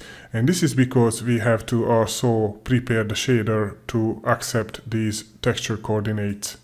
Okay, so let's add these texture coordinates input attribute to the vertex shader. So I'm going to scroll up to the vertex source, and I'm also going to add a new layout, and this will be at location 2, and this will be an input of type vector2 and the texture coordinates, or the texture underscore coords. And this has to be the same name, texture underscore coords, as we defined here in the vertex list, texture underscore coords. So let's go back, and it will still give us an error if I try to run it, because we are still not using these texture coords. We are just passing it to the vertex shader, but we are not using it. And the graphics driver will just filter this out. That's why it is still not visible inside the attributes. Okay, so let's use it. The first thing I'm going to do is just add an output after this new color. So the output will be of type vector2 and called text coords.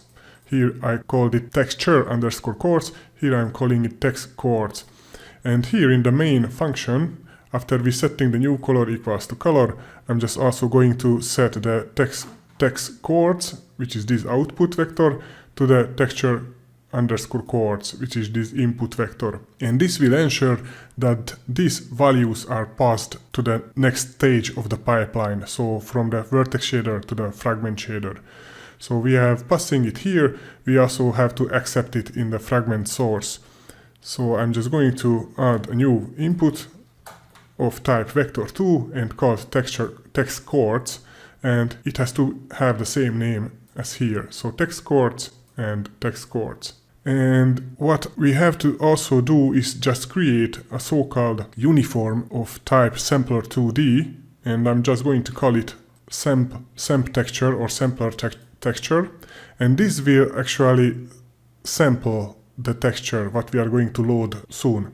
And now the out color will be equal to the function texture. This is a built-in function in GLSL, and the first argument will be the samp texture, so this uniform sampler2D, and also the texture coordinates. And I'm also going to multiply it by the new color. You have to use this new color, otherwise it will give you an error. So I'm just going to delete this and going to run the program.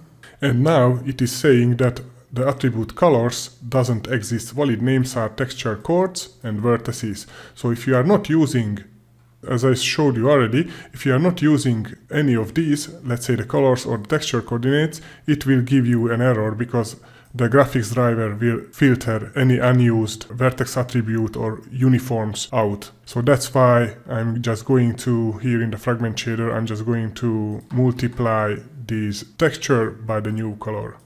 So now that we are using all the attributes and all the uniforms, it will work, although we will see nothing. So we'll see a blank window because we are still not loaded the texture. But at least it gives no error. So here I can remove this to do. We have already prepared the shader for the texturing. And I can also remove this to do. We add the texture coordinates to the vertex list. And the last to do is to do free, create the JPEG file and get its texture. So in Pyglet you can load a file, an image file with this command. So I'm going to name it create and using the pyglet.image.load function and giving it the path to the texture. In my case it is the textures folder / create the JPEG. And if I run it, of course we still see nothing because we have to get the texture. This will create an image, but we also have to do the following line, texture equals create.getTexture.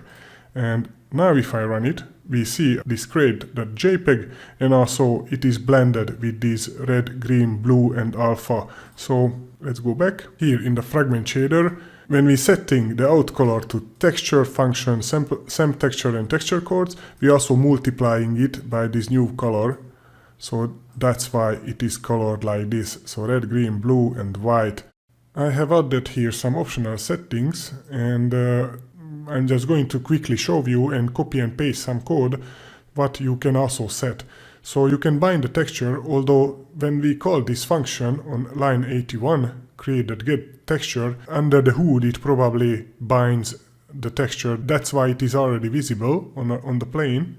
But if you want to explicitly bind it, you can do this with this line. So GL bind texture, giving it the texture.target and the texture.id. And if I run the program, as you can see, it works as before. So that's why it is an optional setting.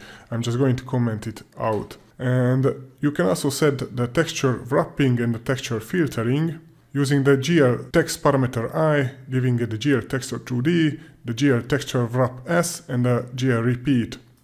You can search on the internet what this function does. Also here I'm setting the GL texture wrap _T, and here are the texture filtering. So GL min filter, which is the minifying filter, and the GL texture magnifying filter or mag filter. And I'm also going to just comment these out because these are technically not needed, as you can see, as you saw. And you can also get the image data.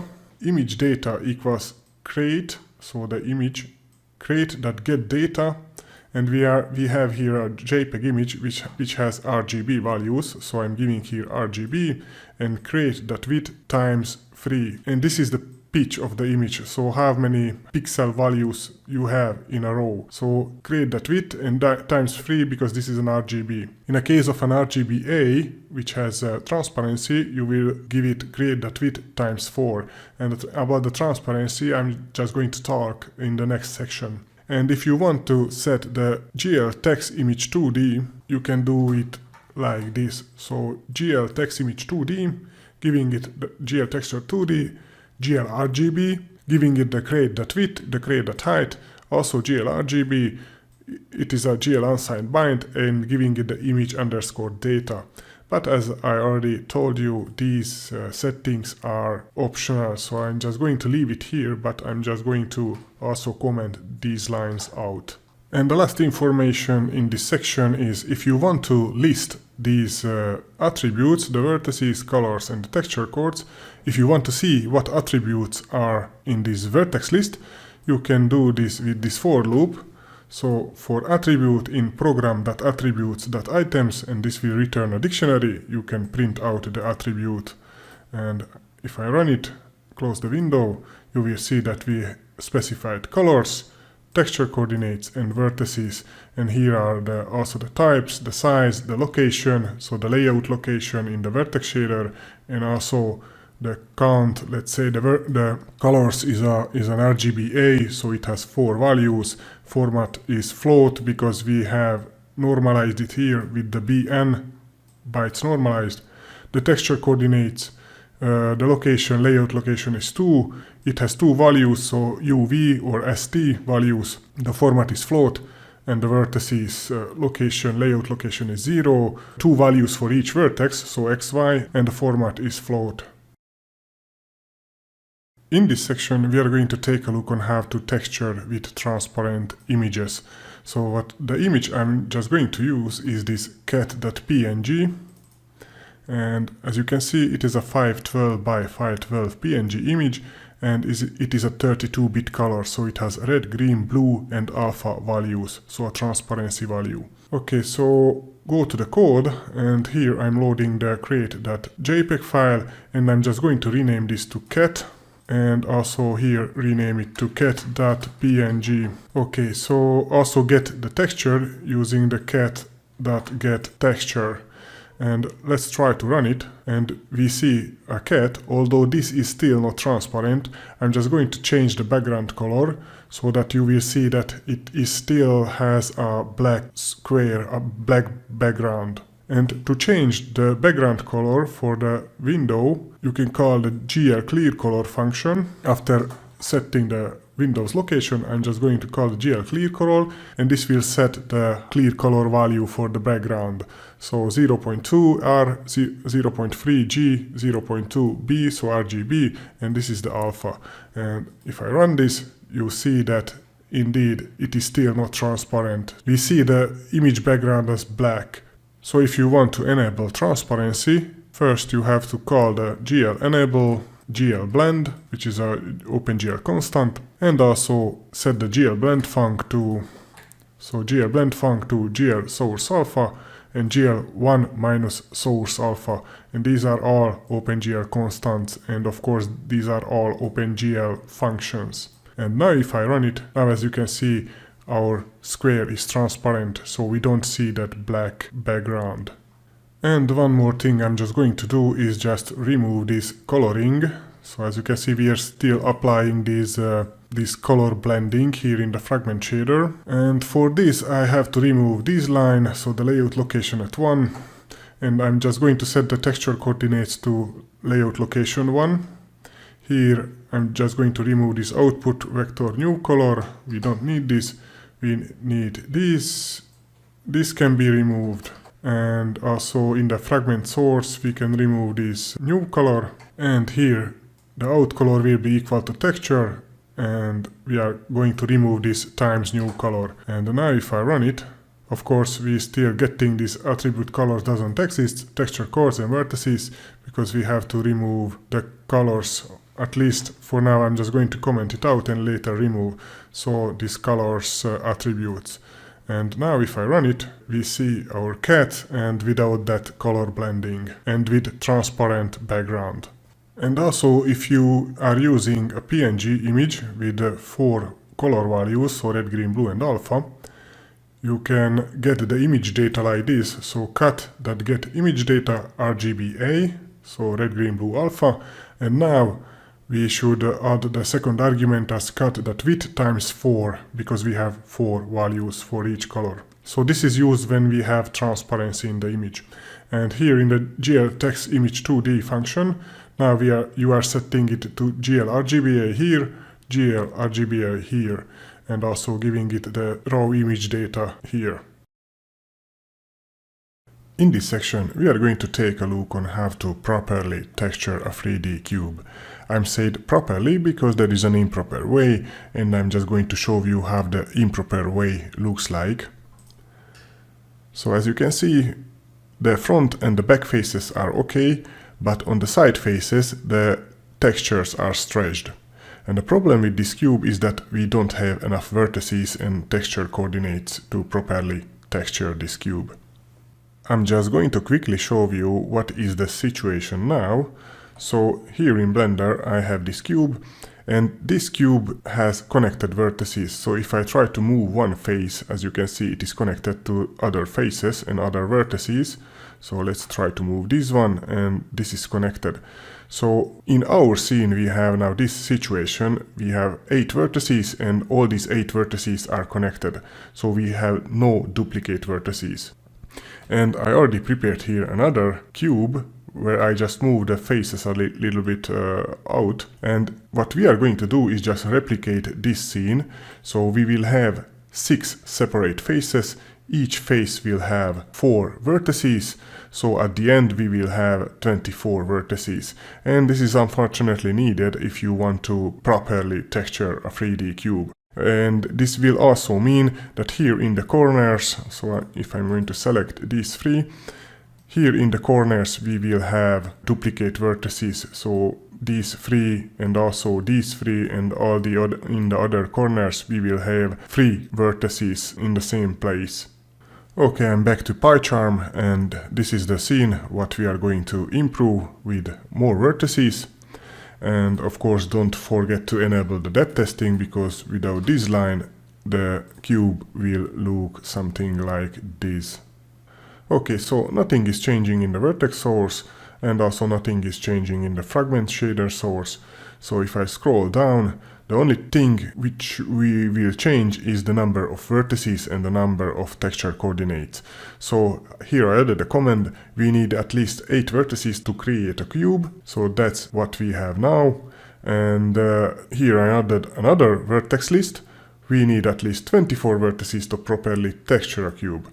So here in this vertex list I have 24 vertices, so x, y, z positions. And also here I added another comment, texture coordinates for 8 vertices, 1 for each vertex.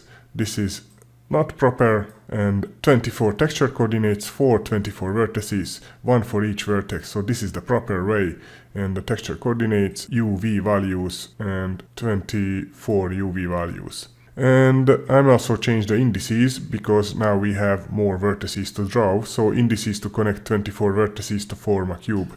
And these are the indices to connect 8 vertices to form a cube. As you can see here, the indices are ranging from 0 to 7, and here are ranging from 0 to 20. And here, when we add to the program the vertex list, now instead of adding 8 vertices, we are going to add 24 vertices. So I'm just going to change it to 24 and triangles, and the indices will be, instead of indices 1, I'm just going to use the indices 2, and for the vertices I'm just going to change it to vertices 2, and also the texture coordinates I'm just going to change it to texture coordinates 2. And now if I run it, as you can see, now the cube is properly textured, so there is no stretching on either side. And one more information, when you want to add the first argument, so the number of vertices, you can just make it a little bit more dynamic. So instead of giving it a static value like 24 or 8, I'm just going to give it the length of the vertices. In this case, this is the vertices 2. And I'm just going to divide it, integer divided by 3. So 3, because we have 3 values for each vertex, so x, y, and z positions. And it will work. In this section, we are going to take a look on how to use Pyglet groups to draw multiple cubes with different textures. So the end result, what we are going to do at the end of this section, will look like this. So we will have 3 cubes.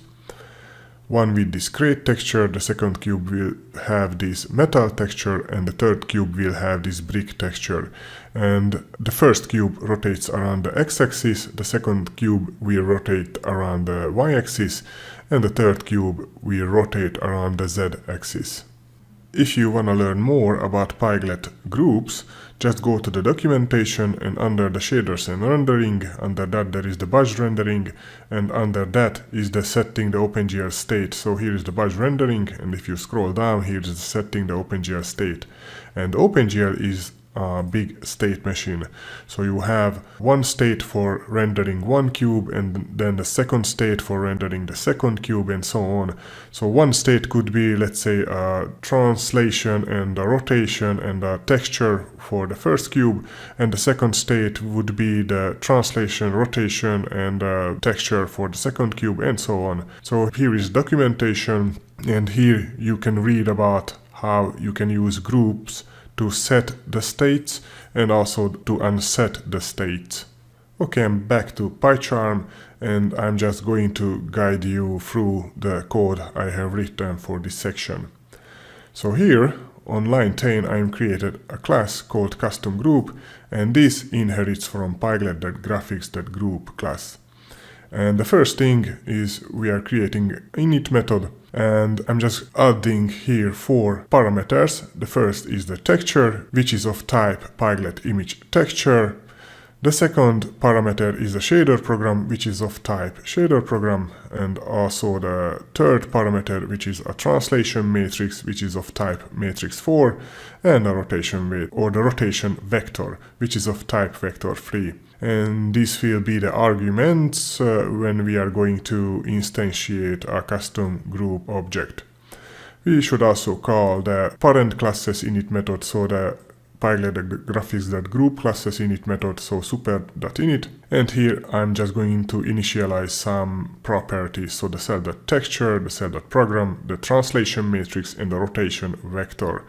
And here, when we create a custom group, we are also going to create an angle property and also just call the program that use. So we are going to start the shader program. So the program is the shader program what we are going to pass as an argument to this custom group. So here are the setState and the unsetState methods, and these are called automatically by the batch. So when you draw the first cube, the batch will call the first cube's setState method, and also when it finishes the drawing, it will call the unsetState method. And by the second group, the same, it will call the setState for the second group and also the unsetState when it finishes drawing. And also it applies for the third cube, so it will call the setState, draws it, and when it finishes drawing, it will call the unsetState. I'm just going to leave the unsetState empty because we are not needing it technically.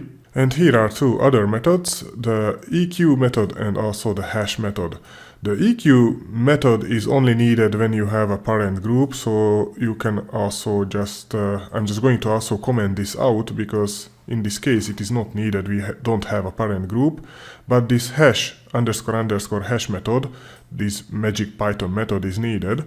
So as you can see, it works without the EQ or __ EQ, but if I comment out the __ hash method, only the first cube is visible. So I'm just going to remove the comments here. So this __ hash __ is needed. Okay, so let's continue. Here nothing is changing in the vertex shader source. Also nothing is changing in the fragment shader source. The difference now, I have added 3 translation matrices. So the translation matrix 1, 2 and 3. And here I'm only changed the x-axis, so the translation matrix x will position the first cube x -2, y0, z0. The second translation matrix will position the x to 0, y0, z0. And the third translation matrix will position the x to 2, y0 and z0. Okay, let's scroll down. Here I have the vertices, so 24 vertices. And also the texture coordinates, so 24 texture coordinates for 24 vertices. And here are the indices. And now I'm loading 3 textures. The first is the create.jpg, then the metal.jpg and the brick.jpg. And these are in the textures folder. So here, brick, create and metal.jpg. And these are all 24-bit images, so they have only RGB values. And also make sure you are getting their textures, so create_texture equals create.getTexture, metal texture equals metal.getTexture, and the brick texture equals brick.getTexture. And here is the grouping. So here I have created 3 custom group objects, so group 1, group 2 and group 3 from the custom group class we defined here. And this custom group class takes 4 arguments. The first is the texture, so we are giving it the create texture. The second is the shader program, then the translation matrix, and then the rotation vector. The second group will use the metal texture, also the shader program. It will use the translation matrix 2, which will position the cube in the center of the world, so 0, 0, 0. And it will also use the y rotation axis, so x0, y1 and z0. And the third group will use the brick texture, the shader program. It will use the translation matrix 3, which will position the third cube on the x-axis 2, y0 and z0, and it will rotate on the z-axis, so x0, y0 and z1. So first you are using the texture, then the shader program, then the translation matrix, and then the rotation vector, as we defined here in the custom group. In the init method, the texture, the shader program, the translation matrix, which is of type matrix 4, and the rotation matrix, which is of type vector 3. So after I created the 3 groups for the 3 cubes, here I'm adding vertex list indexed to the shader program. And here the first cube will use this indexed vertex list, so length of vertices, integer division by 3, so we have 24 vertices. Here, after the batch and the indices, we are setting its group property to custom group 1, so it will use this custom group. Here, in this call, when we setting the vertex list index for the second cube, we are setting its group to custom group 2. So everything is the same. We are using the batch, the indices, the same vertices, the same texture coordinates. The only thing is changing here is here in the first we are using custom group 1, here we are using custom group 2, and here for the third cube we are using the custom group 3. So now that we added a custom group to each vertex list, the batch will automatically call the group setState method before the draw call, and it will also call the unsetState method after it's finished drawing. So if I scroll down to the custom group, let me show you what happens when it calls the setState method. So in the state method or setState method, we are just increasing the angle by 0.016 and also creating a rotation matrix with matrix 4.fromRotation, giving it the angle which is changing by each draw call, and also the rotation vector. And the rotation vector is this vector we are passing as a fourth argument to this init method. And then we are creating a model matrix, so we are going to use the self.translation matrix times the rotation matrix, and we are binding the texture, so GL bind texture, GL texture 2D, and also giving it the texture ID, and we are just uploading to the vertex shader the combined model matrix. And the unsetState is just an empty function. You can also add here some logic if you want, but it works without this. So if I run the program, you see that we have these 3 rotating cubes. Each cube rotates on a different axis, so X, Y, and Z, and each cube has a different texture. In this section, we are going to take a look on how to properly resize the OpenGL context when you have a resizable window. So here I'm just going to use the same scene what we did in the last section. So we have these 3 rotating cubes, and what we are going to do now, let's say if I want to resize this window on the x-axis, as you can see it squeezes these cubes on the x-axis, and also if I try to resize it on the y-axis, it also squeezes on the cubes on the y-axis. So this is not the proper behavior. If we have a resizable window, we should add also a function which takes care of the context resizing. When you instantiate a Pyglet window, the resizable argument is by default set to false. So if you want a resizable window, just set this argument to true. Okay, so let's create the onResize function. I'm just going to scroll down, and after the onDraw, I'm just going to add one more function, and this will be the onResize function. And this will be also a window event, so we have to register it with this event decorator, so at window.event.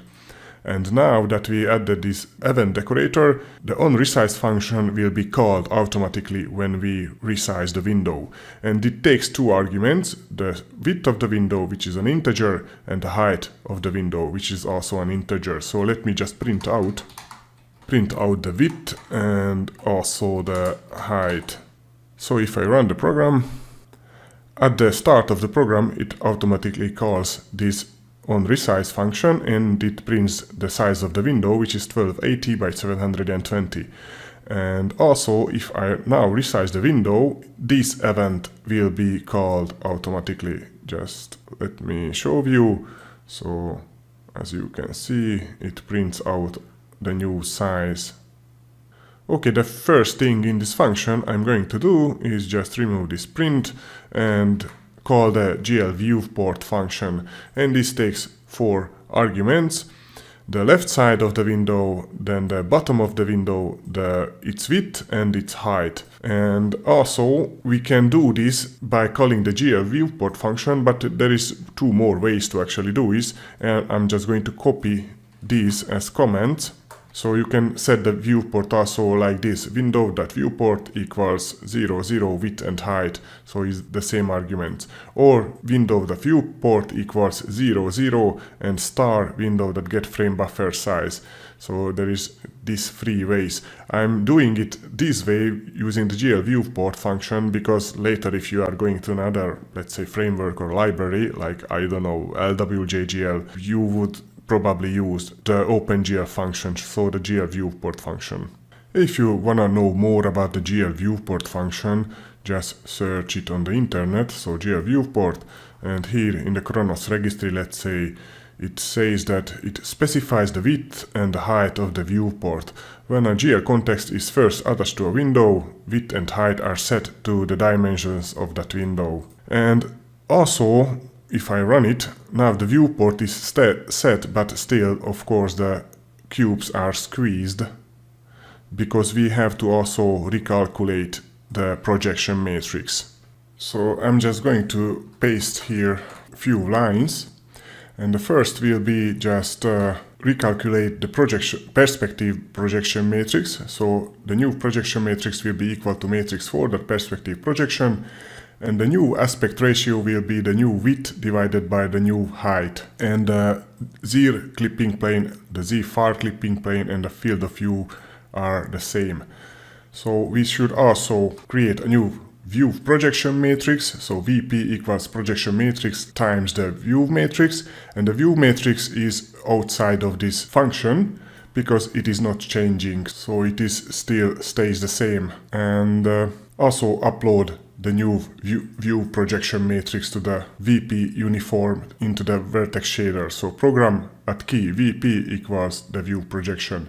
And now if I run it, and let's say I'm just going to resize the window on the x-axis, as you can see, the cubes are no more squeezing. And also if I resize the window on the y-axis, they are not squeezing vertically. I have added here 2 more lines, but I commented this out because you can do the projection matrix also like this. So the aspect ratio you can also calculate using the window.width divided by the window.height, and also like this. So aspect ratio will be equal to the window.aspect ratio, and these are automatically calculated when you resize the window. And let me try it, and as you can see, it works. In this section, we are going to take a look on how to load 3D files in Pyglet using the wavefront.obj file format, which can be exported from Blender. First of all, let's go to the Pyglet's GitHub page and click on the Pyglet folder, and under this you will find the model folder. Click on this, and under the codecs folder you will find that Pyglet supports GLTF and also OBJ files. I tried the GLTF, but it didn't work for me, but the OBJ file loader works perfectly. So the 3D model what we are going to use is Blender's Susan or monkey head, and what I did is just added this monkey head and also added a smooth shading. So object and select the smooth, shade smooth, and it will apply smooth shading. And go to the file, export, and here choose the wavefront.obj and export it, name it as you wish, and export it to a location where you will find the file. And here are some options you can choose. I'm leaving it as default. After you exported the file, I exported it already.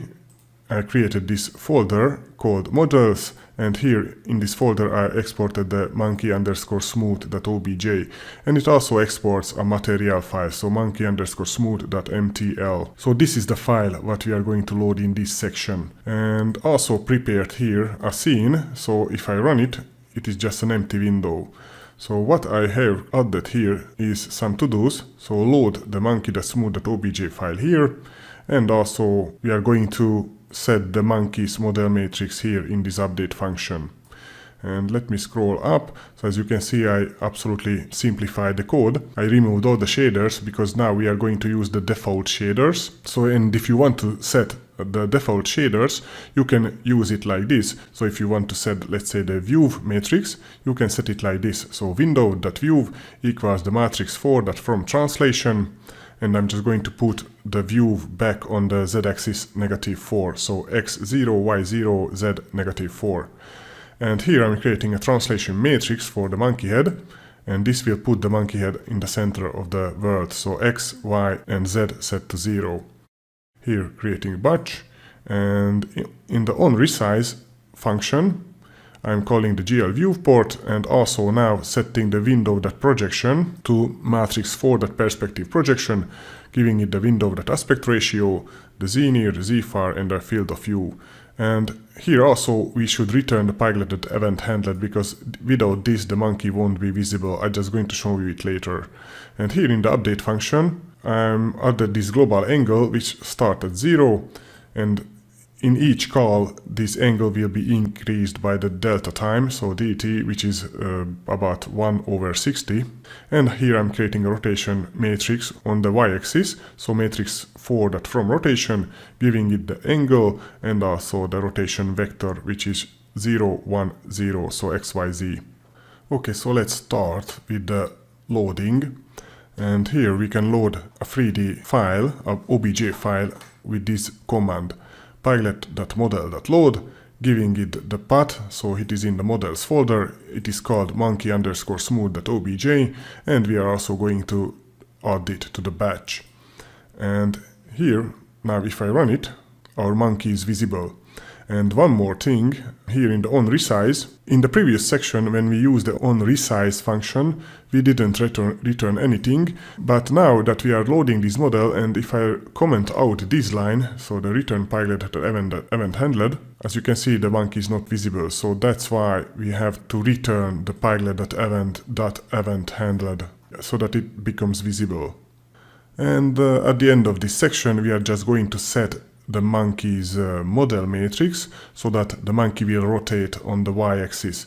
We already created a rotation y matrix, and we should also upload this to the monkey's model matrix. So you can do this like this. So monkey.matrix equals the translation matrix, which is defined here, so which puts the monkey in the center of the world, and times the rotation y. And now if I run it, our monkey will rotate, or monkey head will rotate around the y-axis. So if you want to set the model matrix, you can do it like this, monkey.matrix. And here, if I go up, here is the monkey. We loaded as a smooth monkey_smooth.obj. Let me show you what happens if we load from the models folder the monkey.gltf. So I have here a monkey.gltf and a monkey.bin. And the gltf file is pointing to this bin, and the bin binary file has all the data, so the vertex data. So if I run it now, as you can see, the monkey is not visible, although it doesn't give any error. So I'm just going to change it back and leave it here, this line, but commented out. In this section, we are going to take a look on how to load OBJ files which have textures. So we are going to take a look on how to do resource handling in Pyglet. So the model what we are going to load is this monkey head, and I applied to it this grid texture. And before you export it out, just make sure, first of all, just select the model and go here in the texture tab. And here, by default, the source is set to generated. Change it to single image. Make sure you save this grid pattern in the UV editing. And here, select the grid_text.png, or the file name you saved the PNG file. I saved it as grid_text.png. And then export it out as a wavefront OBJ file. So if you have here selected generated, it will export out without the image. So only the geometry will be exported and the material file, but the material file will not point to the image file. So this is where we left off in the last section. We loaded this monkey_smooth.obj, and it loaded this geometry, monkey head geometry, and it rotates around the y-axis. And this has no textures. So if I go here in the models folder, we are using now the monkey smooth.obj, and it also exported the monkey underscore smooth.mtl, which is a material file. And if I open this, as you can see, it just has these two comments, nothing else. I also exported this textured monkey head as monkey.obj, and it also exported the monkey.material. So if I open the obj file, it contains all the vertex data, vertex normals, texture coordinates, and in line 3, as you can see, it points to mtl-lib monkey.mtl. So this is the monkey.mtl. Let's open this also. And here on line 12, as you can see, it points to the grid_text.png, so to this grid text png file. So you have to have all these three files in the same folder, the monkey.obj, the monkey.mtl, and the grid_text.png, and make sure that the monkey.mtl is pointing to the png file. Okay, so let's try to load it. So I'm just going to remove this underscore smooth. Now we are going to load the monkey.obj. And as you will see, it will give us an error. And this raise resource not found exception name. So it finds the obj file, but the obj file is pointing to this material file, and this material file is pointing to this grid text.png. So here comes the resource handling in Pyglet, so that it won't give this error. Okay, I have added here two to-dos. One is set the resource path, and the second to-do is load the monkey.obj using the resource model load function. So let's start with this one, and you can set the resource path with this command. So pyglet.resource.path equals a list and all the folders where your resources are. So in my case, the models folder, which points to this folder, and also the textures folder, which points to this folder. The next command I'm just going to add is pyglet.resource.reindex function, which will refresh the file index. And now that we are using these resources, we should also change this from pyglet.model.load to resource.load. So now here we are using pyglet.resource.model, giving it the monkey.obj. In this case, we already added to the resource path the models folder, so we don't have to prefix it like models/monkey.obj. We're just giving it the monkey.obj and also adding it to the batch. So I'm just going to remove this line and let's try it. So now, as you can see, there is no error. Our monkey head is properly textured and it looks pretty cool. In this section, we are going to learn about the look_at function, which generates a so-called look_at matrix. So until now, for the view matrix, we had used a very simple translation matrix, but using a look_at matrix, you can generate much better views for your scene. So here is the command where we set the view matrix, so matrix 4 that's from translation, and we are setting a vector 3, x0, y0, and z to -4. And now I'm just going to comment or uncomment this line on line 10 and comment out this line, and later I'm also going to delete it. And now we are creating a view matrix using the matrix4.look_at function. And for this function you have to give 3 arguments. The first is the position of the view where the camera is located, so vector 3, 0, 0, 3. The next is the target, so where the camera is looking at, and it looks at the 0, 0, 0, so the center of the world. And the last argument is also a vector called up, so the up vector of the camera. And the up vector is set to 0, 1, 0, so x, y, z. If I run the program, you won't see a big difference between this view matrix and this view matrix. Let me run it. But at least now you have a much bigger control over your views to the scene.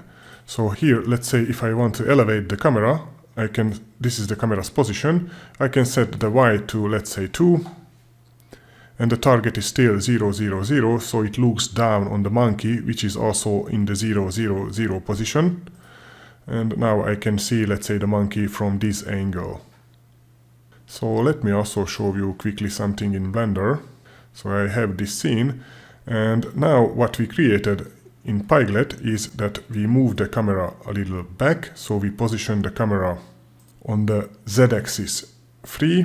Here in Blender it is the y-axis.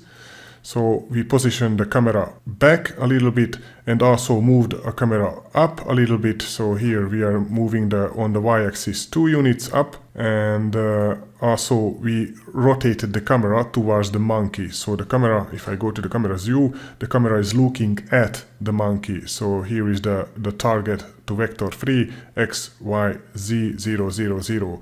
And the monkey head is in the center of the world.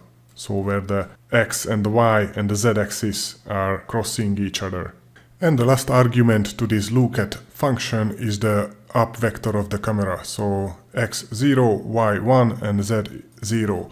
So the up vector of the camera is, if I go back to Blender, if I select the camera, the up vector is this triangle which shows that which is the up of the camera. So in Blender's case, up vector is the local z-axis, and in our case it is the y-axis. So remember that in Blender here the front is actually the y-axis, so the up-down axis is z-axis in Blender, but in OpenGL the z-axis goes into the scene and the y-axis goes up and down. This is the final section of this Pyglet crash course. If you made it this far, congratulations, now you know how to use the Pyglet library, at least at an intermediate level. If something wasn't covered here, I would suggest you to learn it by yourself by reading through the documentation and also the source code. As I already mentioned in the beginning, the codes written in this crash course are available for download for my Patreon supporters. The link to my Patreon page is in the video description. It was really nice to have you here, and I hope that you have enjoyed the video and learned something new.